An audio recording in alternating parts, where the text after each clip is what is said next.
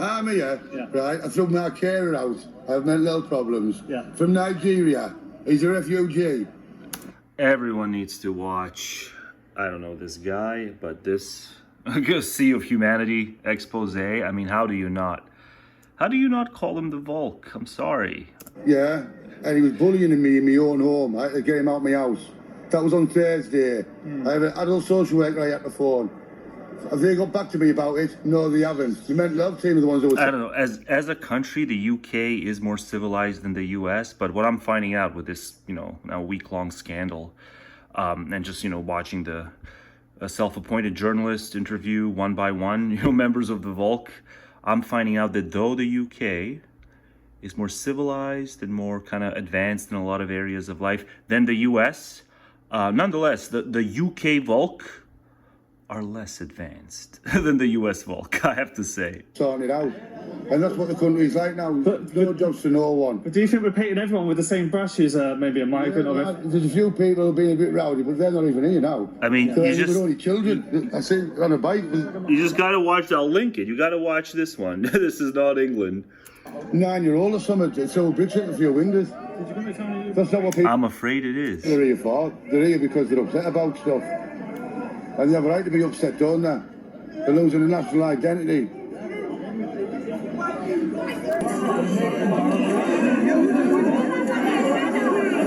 Oh, bits are getting thrown at all sorts.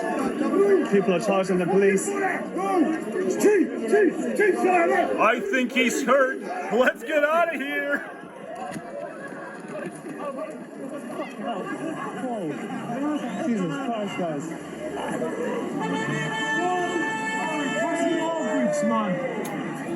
Most courage is stupidity. Last thing you want to do is get hit by a fan. Especially when it's a grouped courage. Most courage is stupidity. But also, the cops, it's not like the cops have rifles or guns or anything. No one's carrying. That's why you can say, maybe that's why it gets a little rowdier. No one is carrying. Just about, right? I ain't seen any of these,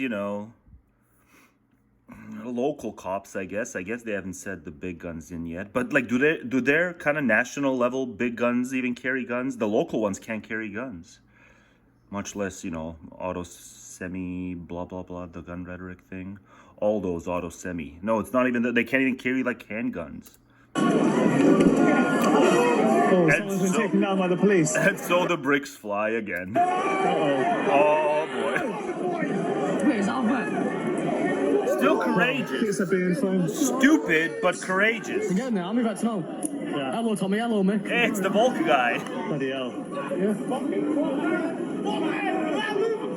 Yeah, tats off and just mean Volk. Oh, took an Air Max 95 at him, boy. Volk in disguise. Kind of slightly more open-minded Volk. Is this normal in Middlesbrough? Does this happen often? Not really, to be honest. Have you ever seen anything like it? No. Last time there was like a protest or whatever you call it. It was for Palestine, but like... Is there even a big Muslim community in Middlesbrough? You what? Is there a big Muslim community in Middlesbrough? Yeah. Yeah? It's more than 3/4, I would say. We always give a little tinge in our voice that we're actually confused all the time. That's how we sound. Yeah, that's what it is. It's just this little tinge of, everything's really confusing. There's no, in the US, because of ass woman, there's the vocal fry, but then there's upspeak. There's so much upspeak here locally. But here, across the pond, it's not so much upspeak as is this kind of, at the end, just tinge it into like, I want to kind of signal that I'm a little confused. Right. Fucking hell. This guy has literally got a bin. What's the bin for? I'm all young, Guys, what's the reason? I hope that a human being is not, buried somewhere deep down in there. Can we see from the... No, we can't. For doing this. Jesus Christ. Fuck me. There's a blackie inside. Guys are literally lighting up a bin. Oh, God. Sea of Humanity, folks. Humanity 2024. These guys are putting a bin Humanity disabled 2024 man in the middle of all of it. Because of ethnic conflicts. Of all the things, kind of... Imagine one day it's because of something that's more, complicated. Like it's, modern monetary theory proponents versus skeptics. That's what like everyone's so supercharged about it. That's kind of how it was on YouTube, like in 2009, but now it's very different.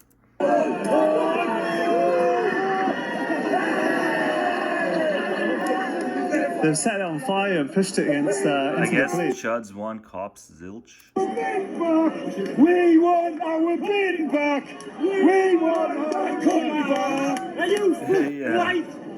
You ain't gonna get it that way. Like, literally going into people's houses and collecting their bins. And you guys got overwhelmed too, just by like whatever it was, Friday. By Friday, you all got overwhelmed, you know, by the xenophiles, I guess. Gets the light on fire. Right, it's pretty clear cut. That's kind of what most of the, most of the UK population. It's xenophiles, xenophobes. You can file them every single time. You know, fair enough. Most of the xenophobes don't want the violence, but then they're always like, but hey, but just keep in mind, we're still xenophobes. England for the English, not because it's even a threat to the nation, but just because it's England for the English, and that's fine. I'm saying go back to those 97%, 97 and before intake levels. But one way you can tell who's a reactionary is when they use the word suicidal, and so many of them use it's suicidal. They use the word suicidal, they apply it to non-individuals, they apply it to these collectives, like the nation state. How they love to apply suicidality to these collective, fictional legal entities. It's a useful, but nonetheless, ultimately, it's a legal fiction, bud. You're worrying about it's committing suicide. No, it's suicide's for the individuals. This is mental.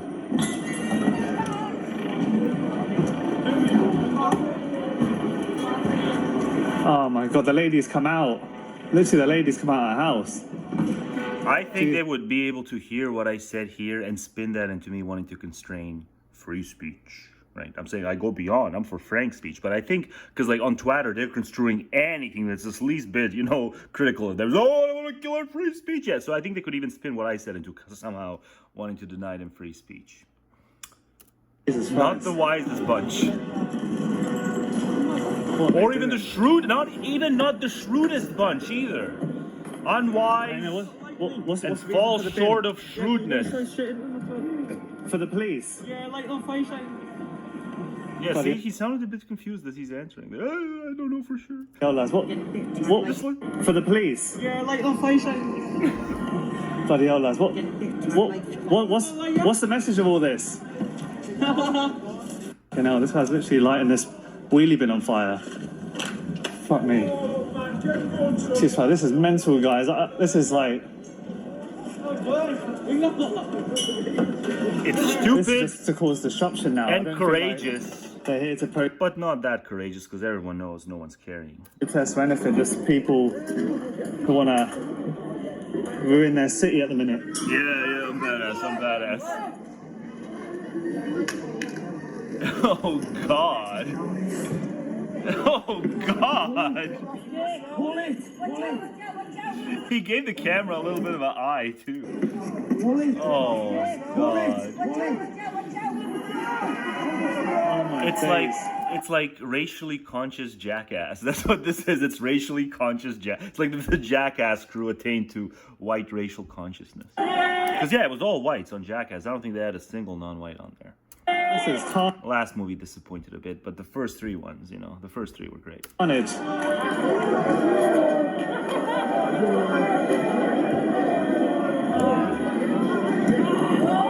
It's English Jackass with racial consciousness. Oh, the lady's getting arrested and pulled back.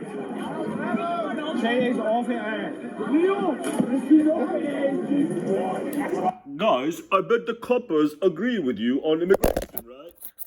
I bet the coppers. I dropped it. I dropped it. I bet the coppers agree with you on immigration, right? For the police. Yeah, like on fire. Yes. How did I miss him? Keep your eyes peeled. Okay. He sounded a bit confused as he's answering. I don't know for sure. Yo, lads, I mean, I'm sorry. You know, first I outed myself as being an epistemic lookist with the incestors guy. But I'm gonna do a few frames here. Because, I mean... I'm sorry. He's so giddily involved in this. I mean, come on. I mean, come on. We all have our limits. We all have our limits. I mean, we all have our limits. Oh, Lord. What's the message of all this? Oh, man, it could be a 10-hour video. It really could be a 10-hour video and then some.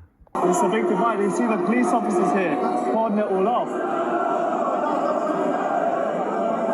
Let's see if we can chat to some of the people. It'll be quite hard to get in, but let's have a go. I'm just curious about the sign. It says not far right. She what makes needs you think double speed. Far right? What makes you think they're not far right? That's how stupid she is. I'm asking you. So that's a far right gathering. If you turn your camera, and you can see the English flags waving, you can hear what they're chanting. So It's people anti-immigration and they're racist. Is holding the England flag racist, would you say? In this context, yes. Is it because of the people that are holding it that makes it racist? The people who are holding it and what they're shouting, yeah, and they're from the English Defence League, they're supporters of Nigel Farage and Tommy Robinson, yeah, that makes it that. We put them down because we... That's a double speed. It was so much more painful at regular speed. But now this is why I'm doing this. This guy's the bomb. It was a peaceful, passive vigil to show respect for the 3 murdered children in Southport, and these people turn up. What Palestine has got to do with this, I don't know. Maybe you should speak to them people. That's why they've turned up. Because they want to say, right, that these are right-wing thugs here. This looks like ordinary people to me, angry ordinary people. What about some that do come in the balaclavas and, wear that sort of clothing? Where's your balaclava? It's like if Cotton Hill wasn't Justin King of the Hill and had his legs and was British. Cotton Hill, Hank Hill's father. Yeah, it's Cotton Hill. Here, look round. I don't see any balaclavas. Go over behind the police lines. You'll see loads of balaclavas and loads of hoodies because that's what those cowards do. Pan your cameras round here. Where's your balaclavas? There isn't any. Yeah. That killed Fitty Men. That killed God. Yeah, put that on TikTok. Yes, I see you find the St. George's flag. I was speaking to the other side just a minute ago. They said people... Everyone's weird and derpy, but nothing will top that guy. Balaclavas! Where the balaclavas? I don't see any balaclavas. Go over behind the police lines. You'll see loads of balaclavas and loads of hoodies because that's what those cowards do. Pan your cameras round here. Where's your balaclavas? There isn't any. I wanna smoke pot with it. I wonder would he need indica or sativa? Imagine him on sativa. Yeah. Oh man. Something about these folks. Something about these folks and incestors. Man, look at it go. I wanted to do a bunch more on the Volk video, but it's 2 hours and 15 minutes. But yeah, I mean, it's Brock. Well, it's Brock's like retarded cousin, right? Retarded younger cousin or something. But yeah, it's like Brock in the making. Yeah, just a lot of kind of going through the images now for what's a suitable enough, maybe not thumb, but kind of thumb supplement. And I'm just seeing so many of these signs, smash racism or no room for racism. It's just these people are so deluded in terms of like what people are.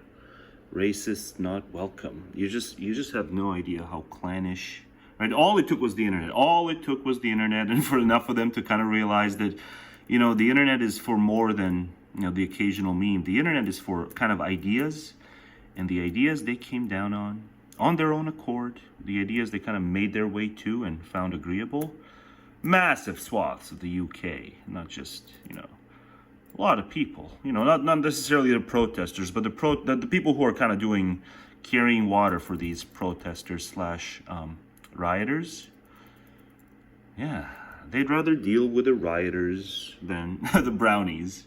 They'd rather, at least defend the rioters than the brownies.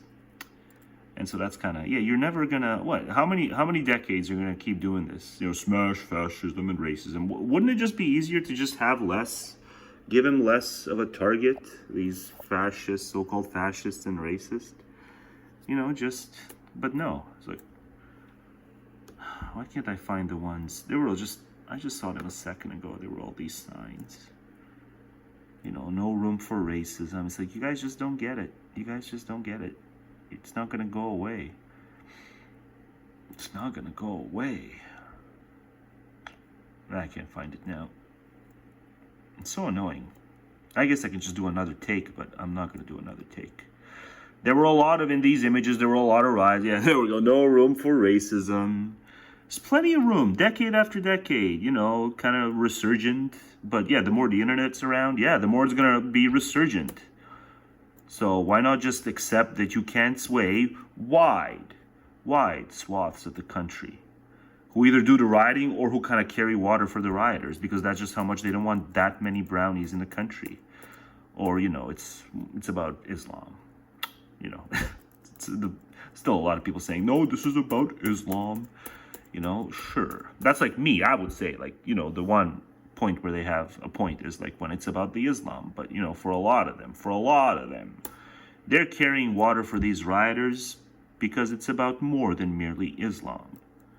And, you know, a lot of you anti-fascist groups, you just can't accept it. You just keep thinking, if we keep denouncing it, we just have to denounce harder. You know how, like, the people who don't believe the governments can do anything to fix matters, they just mock and say, like, just vote harder, just vote harder. Well, here, I'm going to mock you guys, saying, just denounce racism harder. If we just denounce it harder, it'll go away, and the future will be more rainbowish and such, and xenophilic. No, I'm saying the future, I'm making a prediction right now. What is it? I'm about to upload this video. It's August 8th. I'm about to upload Volk bleeds conservative, and I'm gonna make a bold prediction here. The future is xenophobic, and by denouncing it harder, you're not gonna do anything. You're just gonna make them feel like they have to double down, and not just double down in terms of their xenophobia and racism, but, you know, double down in terms of their conspiratorial thinking, and, you know, every institution is against them. But yeah, I wanted to add a lot more. It's just I can't pile on to that video. Plus, the intermission in the video I'm uploading, Volk bleeds conservative. The intermission is right in the middle of the video. It's at 1:07. The video is 2 hours 15 minutes. The intermission is at 1:07. I didn't even plan that. That just happened to be how it ended up being. Kind of proud of myself for that. But yeah, there's a lot of things on fire in the UK still, and no one knows how it's gonna play out. No one knows how it's gonna play out. You know, fire and property damage, and, you know, minorities being hunted down, but also the Muzzies, the Muslims. Oh, how the Muslims organize too. Oh, don't you know, avoid covering that. You know, you also have to cover how the Muslims likewise know how to organize and be very menacing, and, you know, kind of portraying themselves as always being on the defensive. But are they always on the defensive? You know, has there never been a kind of Muslim crowd? Clearly, it's about Islam, right? Bitching about Islamophobia, but it's like I don't know. They seem to be instigating some significant percent of the clashes. It's not just the hooligans, the homegrown hooligans. Sometimes it's the foreign hooligans under the guise of Islamism. Well, it is Islamism. It's not just the guise. That's what it is. They like their Islamism, and they will not be denounced. So they're going to be kind of, you know, they're going to do some of this denounce harder because they don't want to be denounced. But, you know, yes, insofar as there are fascists, insofar as there are violent racists, yes, I would say denounce that. But also denounce the Islamism. But it seems like there's very few people who can, you know, equally denounce two bad things here. There's more than two bad things, but you know what I mean. You know, just another culture clash where it's like I'm realizing that retardation swings both ways. They turn violent, and they're gonna stay violent. And these people turn up. Back to my man. Palestine has got to do with this. You know, I have a lot to say, so sometimes I'm left breathless. This guy doesn't have that much to say, but he's like left breathless. I don't know. Maybe you should speak to them people. That's why they've turned up.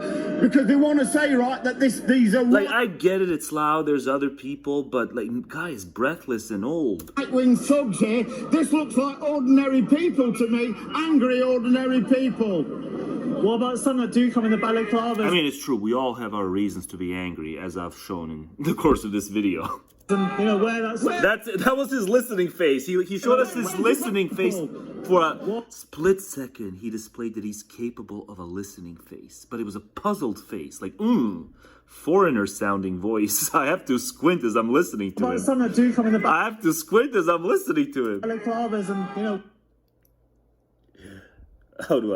How do I be a spinster from this? Where's your balaclavas here? Maybe not here, bud, but if you're watching the news, yeah, some of the people aligned with your views on migration, they're rocking the balaclavas, and that's okay, because the other ones are too. But just because you don't see it, like, in the moment, like, that's all you need to know, in the moment. Look round, I don't see any balaclavas. Go over behind the police lines, you'll see loads of balaclavas and loads of hoodies, because that's what those cowards do. Pan your cameras round here, where's your balaclavas? There isn't any. Yeah. Oh, man. The mighty stare of the Volk. But what was that? Hang on. There was a white something. There's a little white rose. It's not enough to make a joke. But he makes. I didn't look, but I saw just a bit. He makes a return. Who's this? Why are they even here? Like, those races, and yet they're still here. Agree that. Because you've got the establishment and the Labour Party, who are backed by the World Economic Forum, I might add. Hey, it's the World Economic Boredom. Haven't you seen the freaking thumbnail of the video and my points? Maybe Trump doesn't have smaller than average hands, but this guy certainly's got puny hands. But that's okay. I'm just saying, you're stupid because you're stupid. You're not stupid because you got... maybe you're not stupid. Maybe you just don't know how to articulate yourself with class. So it's all hot-headedness. You guys all... In the UK, you guys all feed off of each other's hot-headedness. That's your problem. But my balaclava guy is about to make a return. Advertising for this and pushing for it, because they're not doing anything to stop the boast. They've scrapped the Rwanda scheme, which would have failed anyway. You've got the Bibi Stockholm, which was scrapped because apparently it was inhumane. You're not fun. I want my balaclava guy. You know, they don't realise the more migrants that come in, what's it going to take before we're expected to house them? Because I bet for a fact they would not house them, but they expect They'll us. just work less and pay less taxes, then you don't have the reason to use we. You know, if you're literally working away, slaving away, then okay, you might be able to use we, house them. But where's the problem? But, you know, you're kind of up there with it. When you're up there with age, you've played your cards right, you don't have to work as much. So you're not contributing to the housing of them. It's the other. It's the other losers and suckers who have to work all their life long because they drive. And then when they go, like, on a vacation, they have to, like, book flights and travel. So whatever savings they may have scrounged up, they lose because they have to travel and drive and, you know, eat fancy schmancy multi-culti cuisines in restaurants, and then above all procreate. You know, so of course they're poor and stupid because they can't save money because they do all these extravagant things. They think that we are the so-called far right. I don't see anything far right about this protest. So watch my video, What Even Is Right, and then you'll realize that, like, the whole thing is, like, it was broken way before this, you know, media topspin. Media doesn't have to be there for it to be just hopeless, and we need to just start anew. You know, so what do I propose? Yeah, just the kind of theology index of political philosophy. Like, just how much theology do you want to shoehorn into, and therefore effectively theocracy. You know, it's always going to turn into theocracy. That's like the axis for who's the political goodie versus baddie. You know, to what extent do you believe that secularism is paramount? You know, just... Like, you guys get it on some things, but you just, I don't get a secularist vibe from you lot. Christ is king. We've been mostly peaceful. You're still monarchs, formally. For the most part. What is the message? Not monarchs, you're still in favor of the monarchy, you know what I meant. Oh, there we go, my guy's back. Today. We're fed up with having our country taken away from us. Are you guys man and wife, or cousin in men and cousin in white. What are you guys? We're fed up with being told what to do by people who don't even belong here. But the message gets lost when the other side call you racist and Nazis. They don't know what a narcissist and a racist is. See that lad there? I mean, she makes a good point. They really don't.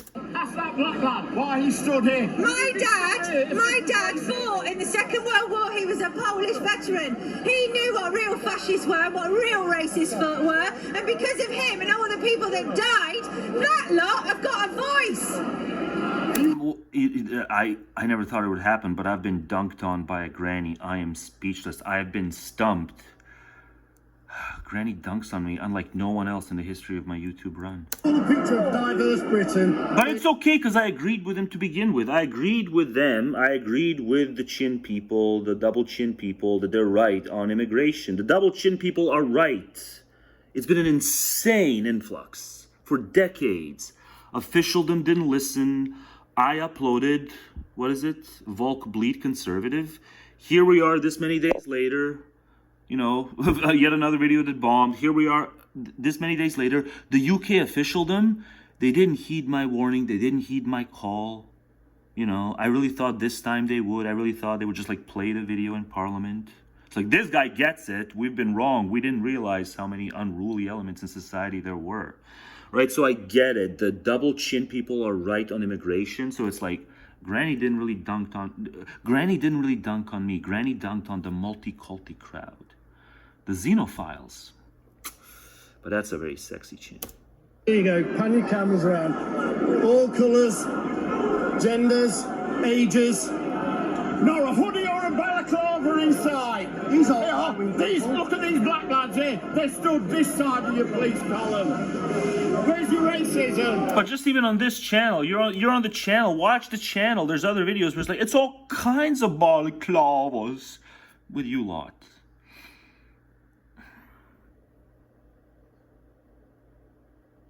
Yeah, no, I can't make anything with that. But the moment I see it's like, can I spit it into a lyric? Can I spit into a record? Maybe no. Oh man, it's getting worse. I think these protests initially. Hey, it's the double speed one. They stand for. It's the double speed one, but I'm going to let her go at normal speed this time. But then eventually there are a few idiots who do ruin it, unfortunately. Yeah. But I think a lot of them would say that they just care about their country. I care about my country as well. I care that my country is a multicultural and welcoming country. It's been that. You've gotten your way for so many decades. Can't you just do a little bit of give and take? All they want, well, it's not all they want, but the sober-minded ones, they're saying return back to the 1997 levels of entry and before, whatever, at most 50,000, well-vetted newcomers. You can have kind of per nation caps if you want a lot of diverse ones among that 50,000. But the important part is it shall not surpass the 50,000 or whatever, It goes pre-97 levels. People were, your country got on okay back then. It should be able to get on okay if they revert back to those levels of entry. Why can't you, why do you so moralize your xenophilia? What's wrong with you? I don't think a xenophile is necessarily a douche. It's when they can't help but they can't see anything beyond their moralized version of it. Fine, some minorities are targeted. You can say no one should target minorities. It's stupid. But why can't you grant on the policy front? You've had your way for a long time, and maybe it's time to give a little. You've taken a lot. Maybe it's time to give a little, just as a civic agent. You have your civic fellows. They disagree with you, and they're just not being listened to. And the people they keep electing keep lying to them. How is that irrelevant? To immigrants. I'm a daughter of a refugee. Oh, so it's all personal. See, I immigrated too. I have an immigration story. No one knows it. Maybe one day I'll tell my immigration story. No one knows it because I don't personalize this shit. I can be objective. A lot of people who have this immigrant story or refugee story, they can't be objective. But I have such an amazing my immigration story. It can't be told now. I'm making this insanely long. This was supposed to be a short video. Around you, look at Nottingham. Look how multicultural and diverse it is. Yeah, that's the problem. That's the problem. You guys don't get it. That's the problem. This is England. It's too much. We're living for England. I think they're more against illegal immigrants, so rather than just... It's honestly, like, if you're really thinking about immigration rationally, whether they're legal or illegal, that's less relevant than just the size of the mass. Give me more illegals, but, you know, fewer in mass. Immigrants themselves. Unless the illegals are all bound to be criminals, but, you know, then it gets gnarly. I mean, yeah, refugees. Why do you think they're... But, you know, there aren't no balaclava. I'm not saying balaclava. It's a mask. So he's got, I don't know what he's got, but COVID fatigue certainly ain't it, but I don't know what he's got. But it's like, where are the balaclava? Does the dog have a balaclava? No one. Old guy lied. There's no balaclavas. They're leaving their countries, risking their lives in boats. Some of them drown on the way here. It's a really desperate situation that leads somebody to do that. Yeah, it's gonna keep happening, right? There's other circumstances that, like, countries have to do their fair share in proportion to, let's say, the prosperity of the country or the proximity of those who flee. Right, so UK is not the only one that's like always the closest in proportion to the amount they get. There's a lot of countries that are kind of past. So, you know, in the US, there's flyover country. Like in Europe, there's kind of swim over country. They just swim by a lot of places that technically can house them, can take them, but they just want to go where there's more cushy, you know, welfare gigs, which I love cushy welfare gigs, but I understand. Even when douchebag Sargon of Akkad said it, I understand he had a point. You can have a welfare state or you can have mass immigration. You cannot have both. I always vote for the welfare state, whatever shortcomings, you know, and drawbacks may come with the welfare state. And you people just don't, you'll never get the generous welfare state if you insist on sticking to these influx annually. You know, a million gross, I think it was something like a million just in terms of gross, but then net, it was just some other ungodly number. After they ran in 2019 saying, we guarantee you we're going to cut it down. We're going to cut it down to what it was in the 90s. And then it's like they admit even more because they go for this, whatever, merit point system. But then it's like the merit point system just like the criteria is loose. And so like they just admit even more people well after Brexit. Like, you just can't sympathize with that which you do not believe. That's your pathology, your epistemic sympathy pathology. My family did that. My grandparents did that. My mother did that. Yeah. I know, I understand. Yeah, I was ripped from my social environment at 10. I've got a fascinating immigration story. But I'm not self-indulgent. I get it. There's a bigger world out there than my fascinating immigration story. But, you know, show of hands, like I have an awesome immigration story to tell if anyone's interested. Maybe one of these upcoming videos. My immigration story. It would work great as a TED Talk. No, I'd petrify the TED Talk audience with just the shit I would tell in that story. I'd petrify them. They'd be like, you know, whatever, insert mortified stare. That desperation, that situation, and it is not trivial. It's not people moving here to steal our jobs or, I don't know, ruin our country, take our culture, overtake us, whatever they think people are going to do. That's not what it's about. Now, really? Even the Muslims who go around using kafir when they're among their own and being clearly, you know, on board with certain doctrinal agendas of the Quran, like even they... There's not even a shred of truth. I understand you don't have to say there's truth top to bottom, but you really don't think there's a shred of truth in terms of this hostile takeover shit? You know, clearly an antagonistic outgroup, religiously antagonistic outgroup. I was about to say, maybe you're not as dumb, but you're certainly not reasonable. Desperate. They're desperate. Why do you think they come to England though? Why don't they stay in France or European? There we go. You'd have to ask them. You'd have to ask the refugees themselves. Yeah, I can't speak for. Yeah, you're so persuasive. Come in the boats. Yeah, that's just, you have to ask them. That's so going to convince them. The main issue is on the other side. What do you think their problem is? I think they're stupid, and I think they want to hate, and they're using things that have no relevance to this situation to fuel their own agenda. transgender. What do you think their views are on migration or just in general? Well, they're anti-immigration, they're racist. Is it anti-immigration or illegal immigration? What do you say? I don't think anybody's illegal. I hear this a lot. Dame doesn't believe in borders. Dame just said it. Dame doesn't believe in borders. Well, Elon, you know, cue this up, Elon. There's like evidence. Oh, the left doesn't believe in borders. We found one. The left doesn't believe in borders. No, it's like certain the Dame doesn't believe in borders. No, it's refugees welcome, right? Yeah, it's refugees welcome. But, you know, men are dangerous and we ought to skirt those, we ought to choose those bears if we're in a wooded area. But, you know, refugees welcome. But we'll choose the bear over the man.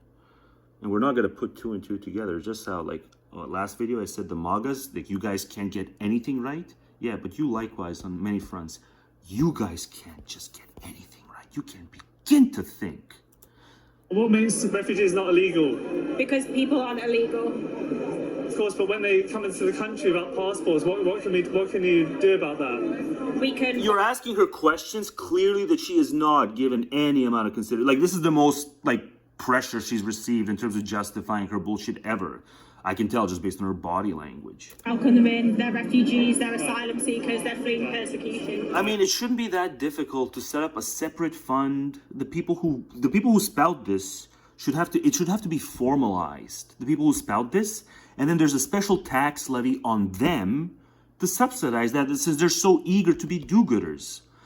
I'm not even joking here. I would say it's praiseworthy. That's like the solution. You insist on it. Those who vote nay, they're not taxed. Those who vote yay, they're to be taxed higher. But that's against, you know, egalitarian democratic principles. And so there you go. Enjoy your egalitarian democratic principles. Where the people who want to be ultra generous and say yay, there's no pathway to them being specifically taxed to cover those costs. But wouldn't that be one way to split the difference? You know, you and yours pay for it. And how do you feel about the taxpayer having to pay for that? The taxpayer doesn't pay for that. Answer the question. Oh wow, she's even stupider than we could have imagined. Apparently the taxpayer doesn't pay for illegal immigrants. That's what the woman said. Yeah, that's... What's your like religious beliefs, if you don't mind me asking? I am a proud Muslim. Yeah. Okay, I think we've had enough. You know, this one sells like hotcakes. I don't know if she sells like hotcakes. Maybe she tries to sell herself. But, you know, the shirts sell like hotcakes. And I'm just thinking, like, what explains the endurance of something like the Napoleon complex? They just lied about the man. The Napoleon complex, short man syndrome. They just lied about the man. You know, he was of average height with a Frenchman. He was just not as tall as the elites, the soldiers, the kind of upper echelon soldiers, and whatever statesmen he had to deal with. But he was exceptional and accomplished, but nonetheless, they lied about the man, endured over time. And what explains it? Probably the fact that shirts like these sell. That explains the Napoleon complex, the short man syndrome, and how often it's just a replacement for counterpoints, especially like on Twitter. Lord, did they love to trot that out on Twitter. Probably the ones who buy this shirt. But yeah, maybe I should go back to Wiki and read a bit more on Napoleon to see if it was wholeheartedly lies, categorically lies. But I popped in there, I was hyperlinked in there, and it's like, oh wait, he was of average height at the time, but they attributed something specifically to him. Kind of, you know, silent alienation. Let's instill silent alienation as a false consciousness. Call only the leader short, even though he was that's like the average. What does that remind you of? God, I'll even stick up for Trump. I just heard Destiny say, you know, Kamala should attack, you know, Trump based on the small hand thing. And I'm like, but if you just can't show that Trump has smaller than average hands, or even smaller proportionate to his body, then Trump is every bit justified to give pushback to that and say, yeah, let's measure hands, let's measure hands. Like, you guys never prove that Trump has smaller than average hands or smaller hands than, you know. And there's a kind of false consciousness building, an attempt to instill in men a false consciousness to just kind of roll over. And, you know, when we're, or there, because they're more in the meat of things. I'm not in the meat of things. I observe the meat of things, but I'm off the meat of things. But it's like, you know, if you show like, well, let's have a literal dick measuring contest. If you're saying like men who have guns have smaller dicks, like the man who comes out, so yeah, let's you fucking prove it for once. And then they're like, oh, see, you guys are all hot and bothered and weird. But it's like, You know, yeah, if you're gonna say shit, if you're gonna talk shit, and like I know the shit you're talking is shit, and I can disprove it factually, yeah, let's have the literal dick measuring contest. I don't care if you think it's weird. I think you're weird. I think the fact that this shirt sells explains many of things, like the endurance of the lies and the Napoleon complex. When the man was of average height, it explains many of things. And yeah, like bad destiny for saying Kamala would like expose Trump as a maniac by pointing out that he has small hands during the big plant debate. Like, Destiny, what's wrong with you? If Trump can prove that his hands are like proportionate to his body size, yes, that should be motivating. Like, the man who suffers from false consciousness is the man who thinks he has to feign disinterest when certain sizist attacks are made. It's like, no, if I can prove that your sizist attacks, you know, that whether you average out or you're above average, whether it's the hands, whether it's something else, and you're a gun owner and they're saying you must have small wee-wees, like, yeah, if you can prove them wrong, it's only right to be motivated to prove them wrong. Because they'll have to speculate. It's female conjecture in the West that tries to silence counterpoints through speculation, usually sizist, one or another sphere of sizist speculation. But then it makes perfect sense that, you know, they'd be the ones who get all the, you know, disproportionate representation in plastic surgeries, disproportionate representation in whatever, psychiatric meds, you know. But it's cool to own cats. Like, that's awesome. And you take care of cats, you're an awesome dame. But like the rest of this stuff, you know, disproportionate representation is just being clueless on the finer points of politics, much less civics, even the newsy politics. Just your dame's just minds in the gutter. But yeah, this is kind of a hatchet job. But you know, it's like she believes it. Just like many people believe, like Napoleon had something to be ashamed of, even though he was like average height back then. But it's just compared to the elite league. You know, you should feel bad in comparison to the elite league. Let's see what else I got queued up here. But yeah, I'm going to go back to Wiki and read even more about them. Because I'm sure the more I read, the more I'm going to see that the lies have endured. But whatever, you know, all wars are stupid. We should all be bohemians, including Napoleon should have been a bohemian. So I'm not saying Napoleon was perfect. But, you know, Napoleon syndrome. Just increasingly, just in the last few months, I'm seeing proper arguments not handled because they just think they can hand wave it with, oh, you have something to say? You have something to say? You have something to say? I'm not going to say what you have to say. I'm just going to, you know, accuse you of things I can't prove. Because you had something to say. You dared to say that my shirt didn't make me awesome. Yeah, I don't think your shirt makes you awesome. Even if you're like, you know, 100 pounds thinner than this, yeah, you're just showing your juvenile nature. Female nature. Dating a woman after 30 is miserable. It's just a job interview. What do you do for a living? Where do you live? Yeah, all the exogenous stuff. Do you rent or own? What kind of car do you drive, etc.? Yeah, I proudly don't drive. That's why I save so much. I proudly don't drive. This freaking, you know, I'll use bourgeois society for once, the way the stupid leftoids do. I'll say bourgeois society brainwashes you into thinking there's something off with you if you choose to not drive. It's fucking money sink like nothing else. These women want to qualify you materialistically to see if you can be their retirement plan. Yeah, so it's been an ongoing thing, and they're finally starting to fess to it. For a long time, they wanted to say, like, nothing the manosphere said was true. Nothing the manosphere said was true. And now all of a sudden, just in like the last couple of months, they're going like, of course we're advantageous in these ways. Of course you guys are, you know, to whatever extent. It's what you can do for us. It's not even like 50% the quality of will, the quality of attributes of character. It's not even 50%. And they're like, how naive must you have been to think that it was more than this, and a couple of other, you know, non-materialistic things, but nonetheless immutable things, not things in the realm of the quality of will. So for a long time, they're like, they're smearing women. And then they're like, oh, you poor dears, you figured out that women are every bit as juvenile as the fuck boys we deride. You finally figured that out? It's like they just did an overnight switch. First denial, and then it's like, it's as if the charge was just lodged yesterday. There's a lot of fuckery and schemery and psychological rot stemming from it. And they just went deny. But all of a sudden it's like, and what of it? What? Were you guys born yesterday? That's kind of the refrain now. Were you guys born yesterday? Of course, we're every bit as juvenile as the fuckboys we deride. OnlyFans star son left suicidal after classmates taunt him with naked pic. Well, it's still all about her at the end and her deliberation. That son shouldn't be so damn patriarchal. Just like Brits boys shouldn't be so damn patriarchal to kind of be creeped out. Because that's what Brits boys are getting too. You know, they're still in their teens. Their moms got freaking everything on display. Because their mom's like the thirstiest, the most mentally ill public woman. Kind of woman in the public limelight. The most thirsty, immature. Yeah, just baby needs daddy. Baby needs daddy, public figure woman in history, I think. Neotenous. Britney's neotenous and disgustingly and nauseatingly so. And no one dares make fun of her. But she wants to reunite with her son. But she can't stop with the, let's call them the sultry thing. The only thing she can do is be sultry.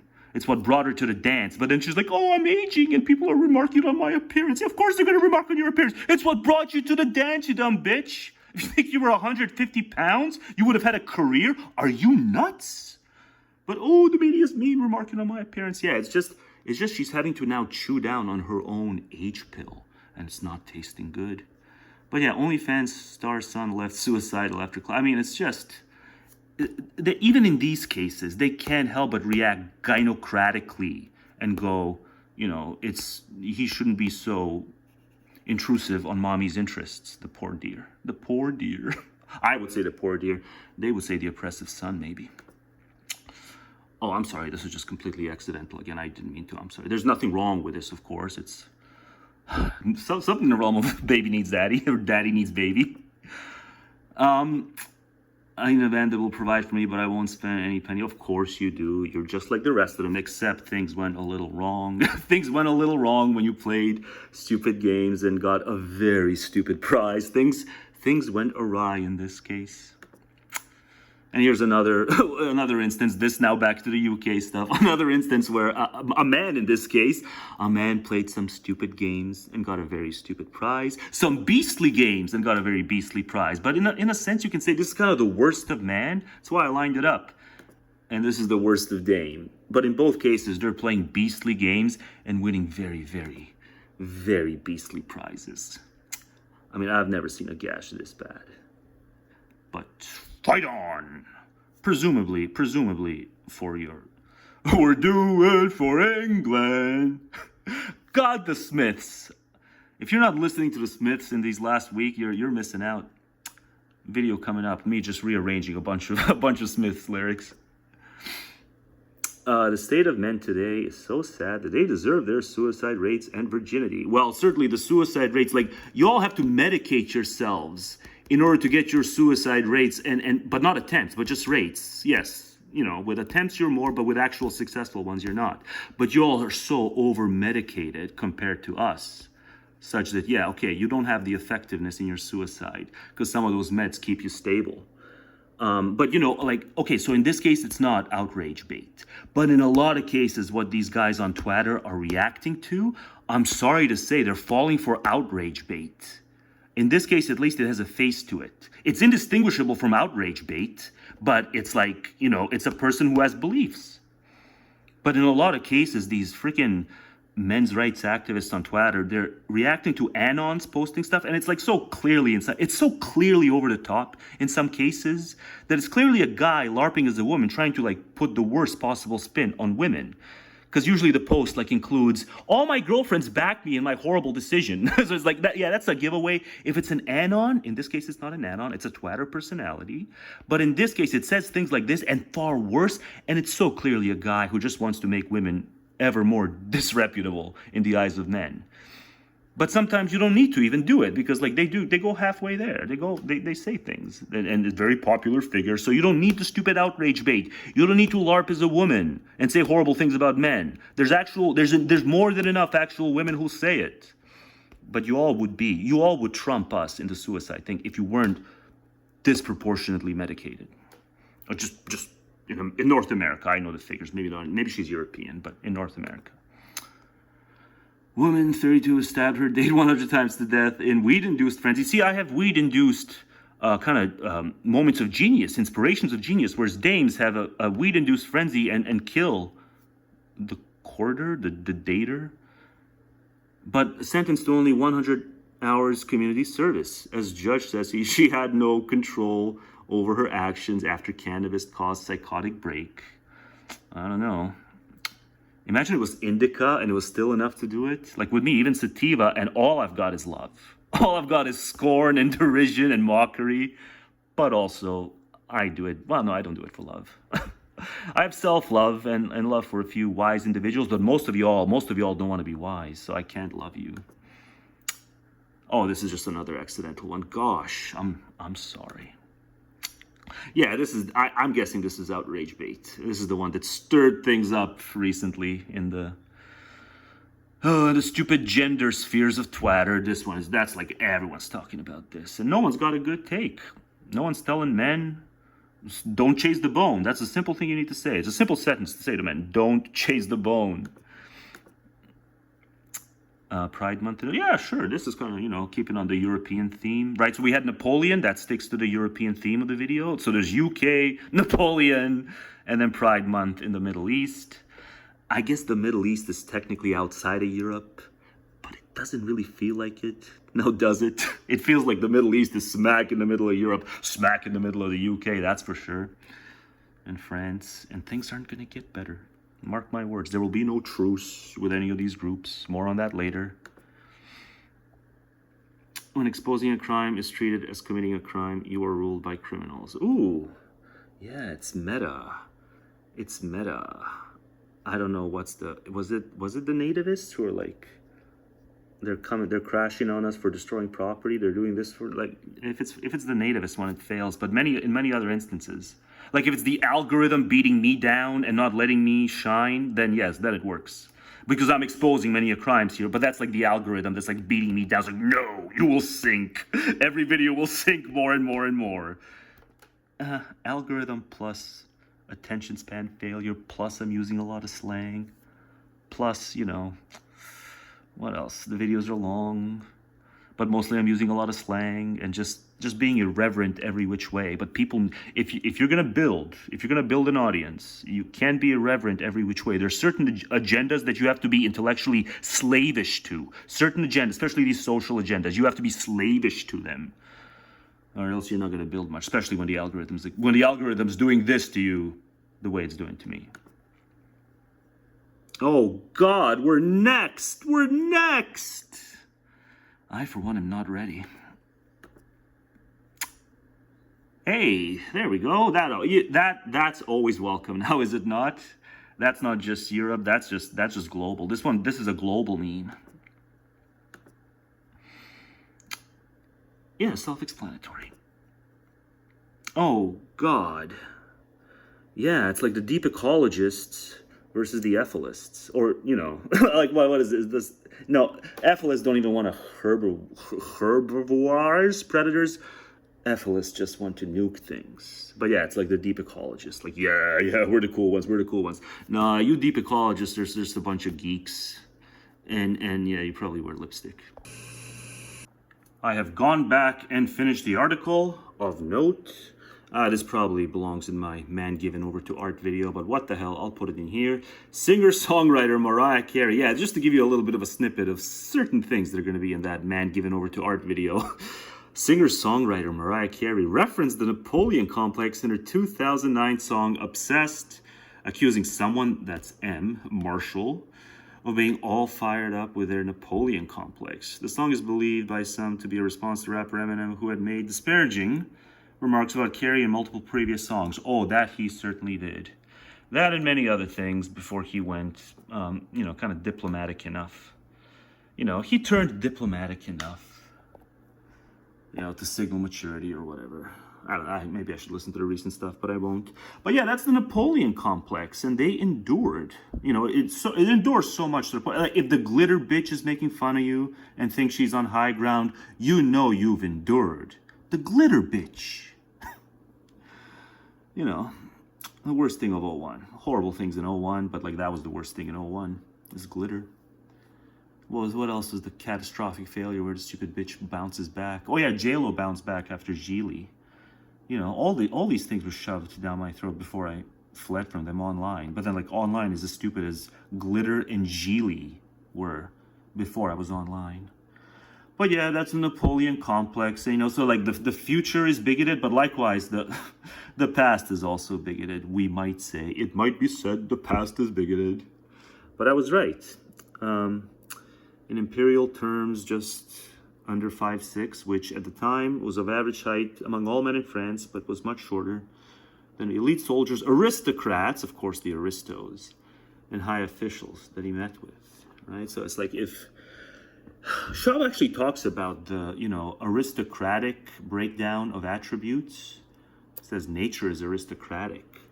And nowadays we seem to be at pains to deny those invisible advantages, certainly the advantages of intellect. You know, Shaw says like they can be even wider than the gulf between the servant and the king is those disparities of intellect.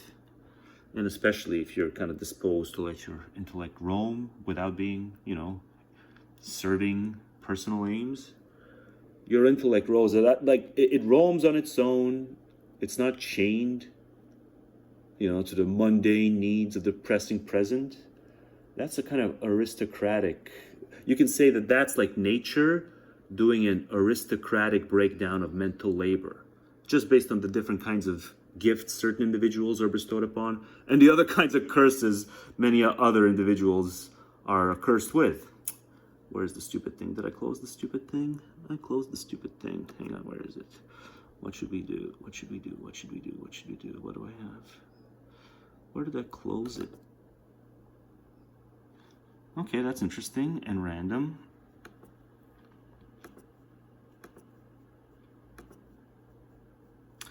Nothing is sexier than a man holding a baby. Nothing is sexier than my husband using his thundering dad voice to frighten our children into behaving when I've abandoned all hope.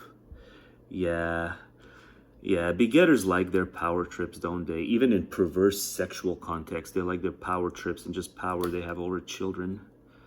Sarah says stop.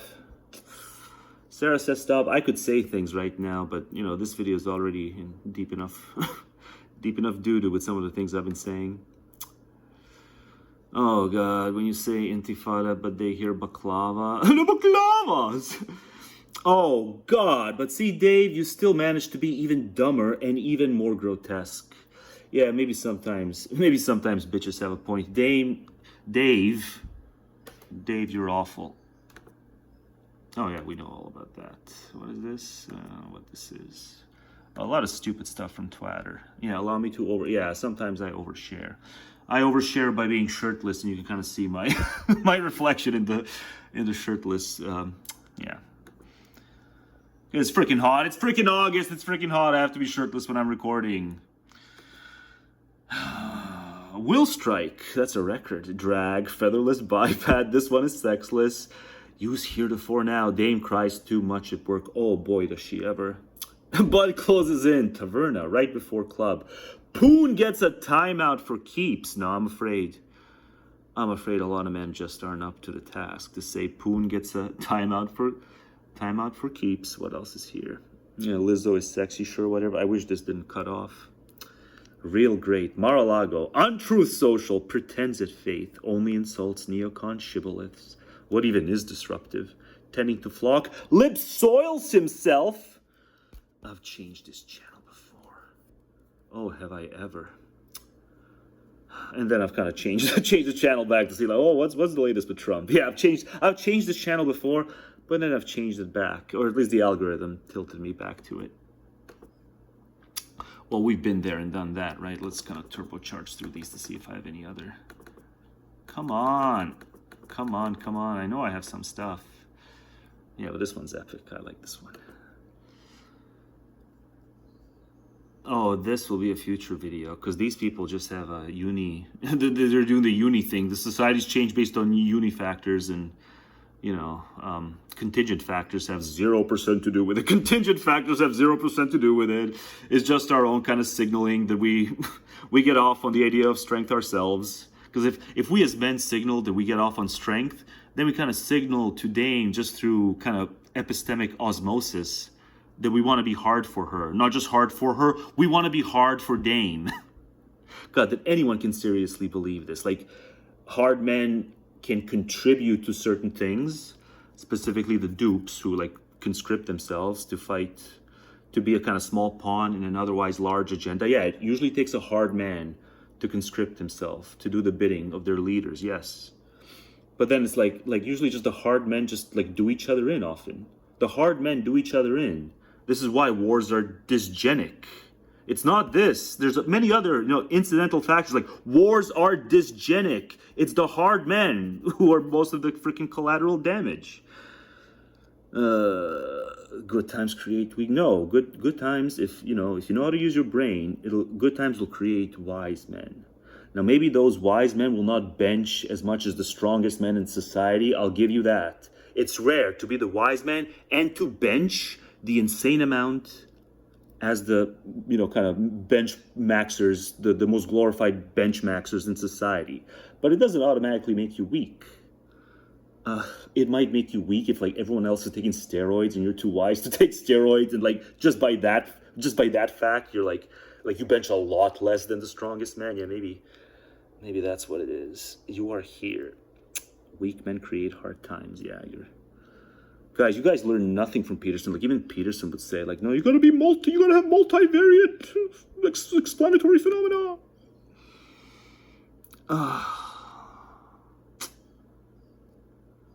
I spent too much time on Twitter. Alpha males eat wings and drink beer at Hooters with the boys. Beta males nibble on tapes at Spanish vegan cafes with their wives. Yeah, it's not inborn. It's not immutable characteristics. It's what you eat.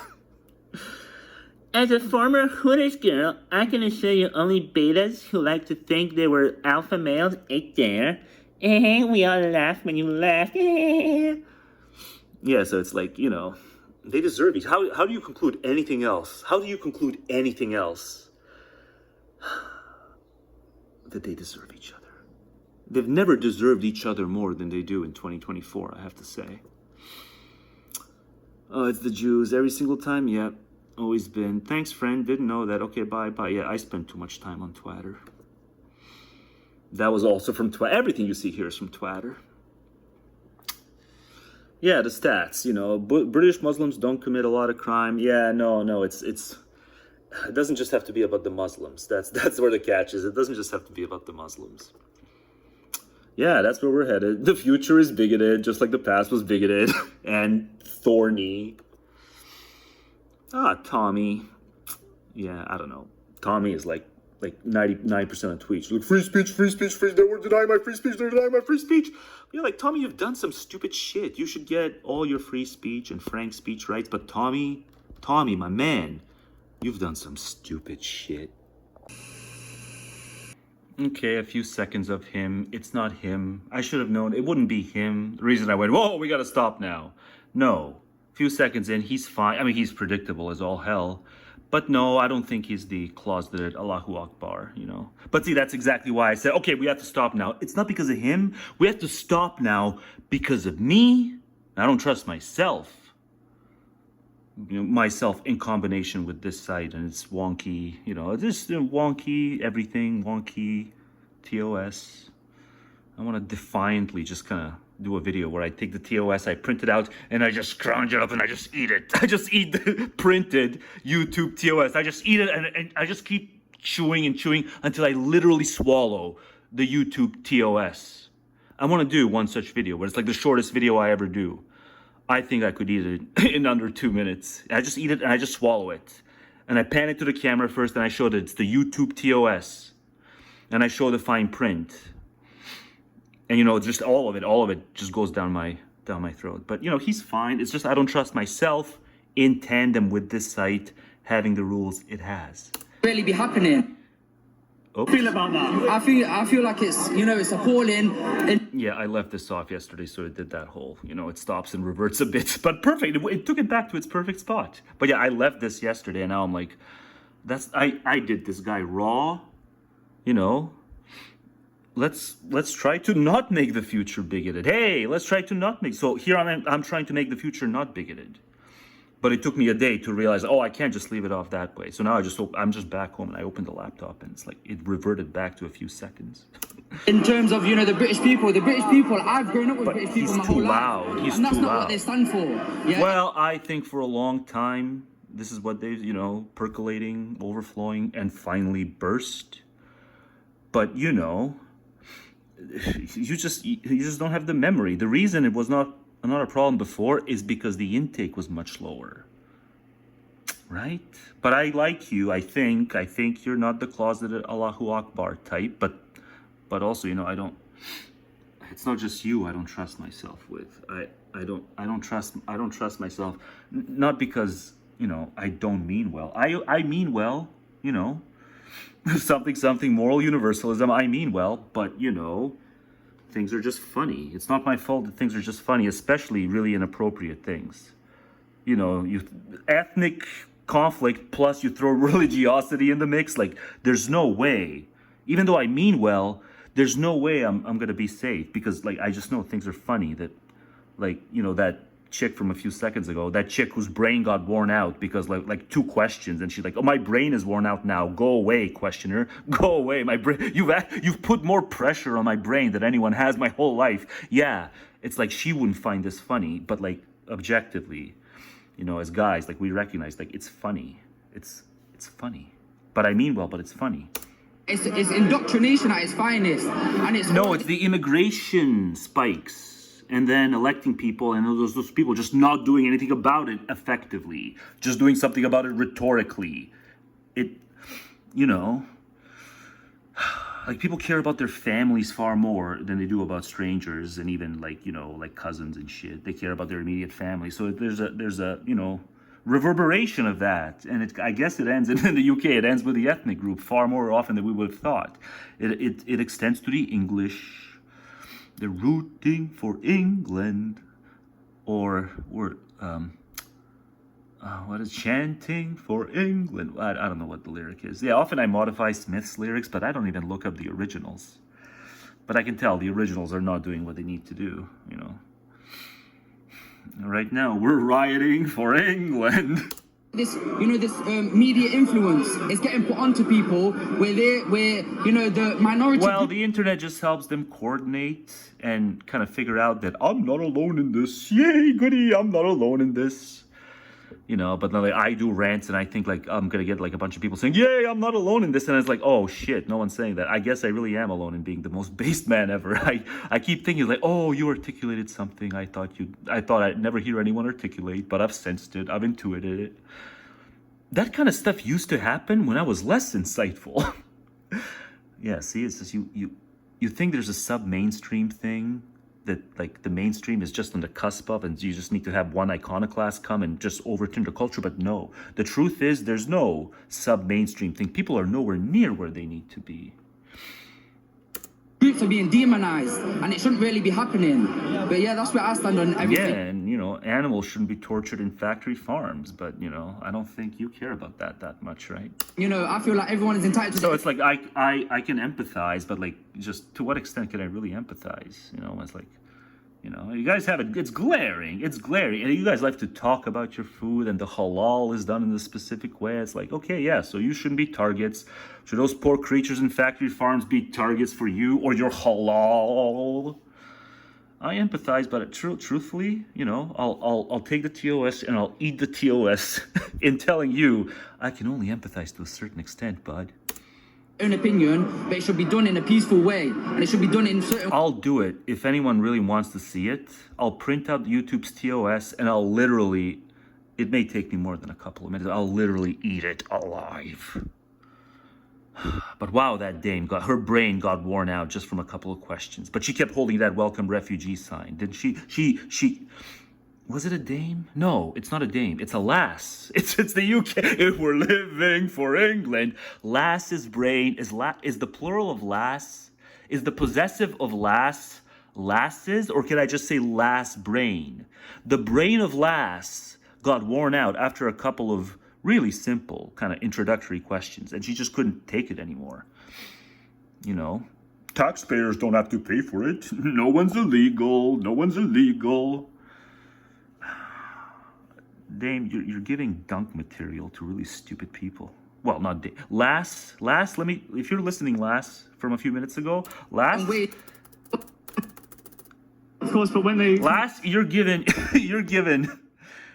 dunk material to many retards through your retardation. You know, you're giving ammo. To the country without passports, what can you do about that? We can welcome them in. They're refugees, they're asylum seekers, they're fleeing persecution. It's worth a replay, is it not? It's worth a replay. Sorry, Muslim guy, I had to leave you alone because she's worth the replay. You know, they're gonna think it's representative. Is it representative? I'm not British. Is it how representative is this? Taxpayers don't have to pay. No one's illegal. This is her kind of syllogism. No one's illegal. And taxpayers don't have to pay for it. Like, am I making it up? No, because listen, you know, ergo, no one should ever take issue with immigration, and it's racist too. Like P1, no one's illegal. P2, taxpayers don't pay for anyone, for them. You know, whatever. P3, nothing should change. I shouldn't get taxed higher. That's like P3. Conclusion, no one could ever take umbrage with immigration. Endless mass immigration. That's the thought process of Lass. And probably this Lass, and probably this Lass, and probably this Lass. You know, it's Lass en masse. They're individually warped, but when it's mass on Lass, wait, no. When it's Lass en masse, it's just that much more hopeless. Right. And how do you feel about the taxpayer having to pay for that? The taxpayer doesn't pay for that. See, I said so, and it's true. Answer the question. Oh, yes, your brain got worn out because it's Lass en masse. And their brains even put together. Their brains put together only create a that much more worse product. The taxpayer doesn't pay for illegal immigrants. That's what the woman said. The Lass. You know, even just 6 months ago, I would have said the following is just me having a conspiratorial moment. Nowadays, I'm not so sure. So let's do an omen for my conspiratorial moment. Let's do a conspiratorial omen. Let me tell you the kind of things that I sometimes speculate on. I know I can't fully prove it, but this is a kind of psycho-informative thing. But even 6 months ago, I would have said, no, I don't have the balls to actually do an audio on this. But nowadays, I do. So I've gathered some evidence in the intervening 6 months. I guess you can call it research on the gender videos, but you know, their primary directive, especially when they're organized socially, you know, socially, politically, when they're organized. So the stupid played out word feminism, the primary directive here, it doesn't have to rise to the kind of formalities of feminism. They could just kind of gather online and write Reddit theses on why they're right to prefer the bear. You know, one of the prime directives here. I can't say I have concrete proof. This is kind of me doing speculative thought. One of the prime directives is to wound male self-esteem. They're not consciously aware of this. One of the prime, because the views are so absurd, and the lengths they go to be, you know, vituperous in the dismissals. Like, you only don't agree with me because X, Y, Z. No. The modus operandi here, the prime directive, they don't have to call themselves a feminist. The prime directive of them is to have, it is in their interest to have a society where a disproportionate share of the males suffer low self-esteem, and precisely in relation to them. And that's what they're seeing and seizing upon in the manner in which they dismiss just mere counter-arguments. Because the deeper objective here is to wound male self-esteem. This is why I say I'm 100% on board with Black Mind over and over calling this a war. There's a gender war against males because it is in their... The world becomes very convenient for them when there's a bunch of high-inhib, self-esteem wounded males, because then they have to deal with less. So it's convenient for them. Some of the times, those males who have, in the current world, low self-esteem would have been obnoxious to them, but I believe it's not most of the time. Just as I believe it is to choose the bear is to call males sexually sick. But nonetheless, even those men who are unfortunately, individually incomplete and strive for something more. Some of those men who get taken down, whose self-esteem gets taken down, they would have been innocent in the counterfactual had they simply existed in an environment where the social incentives among the hive weren't all geared toward wound male self-esteem as a subconscious drive. Nothing else makes sense in terms of the hodgepodge of absurd positions they take. And, you know, the inconsistency in which they welcome refugees when it's like those males are the, you know, disproportionate share of the attackers, of the rapists, of the groomers. It's not these cishet white guys you've got your sights set on. Because the underlying motive is to eliminate a chunk of the competition. It's to eliminate a chunk of the competition and therefore make the whatever's left over. You know, there's a self-esteem tightrope. There's a kind of self-esteem psychological warfare on man in the West. And many men are too weak. They end up thinking that there's anything about themselves they ought to change, where that's just built into the discourse. And it's two sides going, you ought to change one way versus the other side saying, no, that's misogynistic. You ought to change the other way. This could not have risen to the norms. This is boilerplate. You know, that wounded men ought to change something about themselves, lest they remain wounded. No. They're wounded because they were incomplete as individuals. One of the big fault lines is sex ed is not taught at the metaphysical level. They just teach the dry biological stories and leave out pertinent information for boys. And just, you know, the evil psych stuff. Pertinent information is left out that boys should know. Boys should be segregated from girls. That's the average male health index, psychological male health index. They would do better. It would rise if they had just been segregated. Not just in elementary school, but in high school as well. If you're not gonna tell them the facts, at this point, incontestable facts pertaining to female nature and the utility that man is per female nature. That's why man himself takes on the form of a utility to comply to female nature. You're a utility. You know, just like we, at that metaphysical level, we view them as merely the womb. the womb man. Yeah, some womb with a B, woman tracks. You gotta tell boys that they're viewed as, you know, having these, you know, exogenous factors be determinative of how prized or unprized they are. Exogenous factors, nothing to do with their inner worth. Whereas with her, she's got the womb, which is the inner worth, and you can't fully grasp this story unless you also tell it metaphysically. Where the species is this gnawer of individuality. Species gnaws away at individuality. And the more you allow it to gnaw away at your individuality and change for pussy, the more successful you might be in perpetuating yourself through the species. Because the womb is going to take some of your seed in, but you will have to change yourself in many ways, which is not good.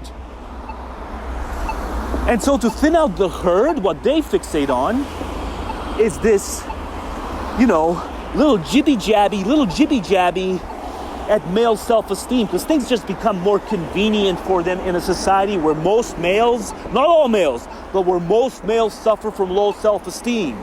And I'm telling you, unless you're handicapped in some way or, you know, just low IQ or something, odds are you don't have much reason to have low self-esteem. But it's so clear men have low self-esteem that they duel themselves to death. They duel themselves to death to prove they have worth. Like, you'll decline the duel if you see deeper. You'll decline the duel.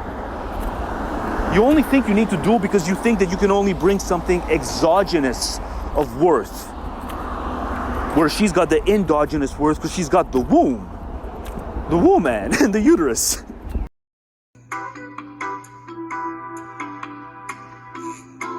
And that's what they're seeing and seizing upon in the manner in which they dismiss just mere counter arguments, because the deeper counter arguments, which my upcoming God, I got to get around to it eventually. But counter-arguments, which I'll make more in depth. This was more kind of psychological speculation audio.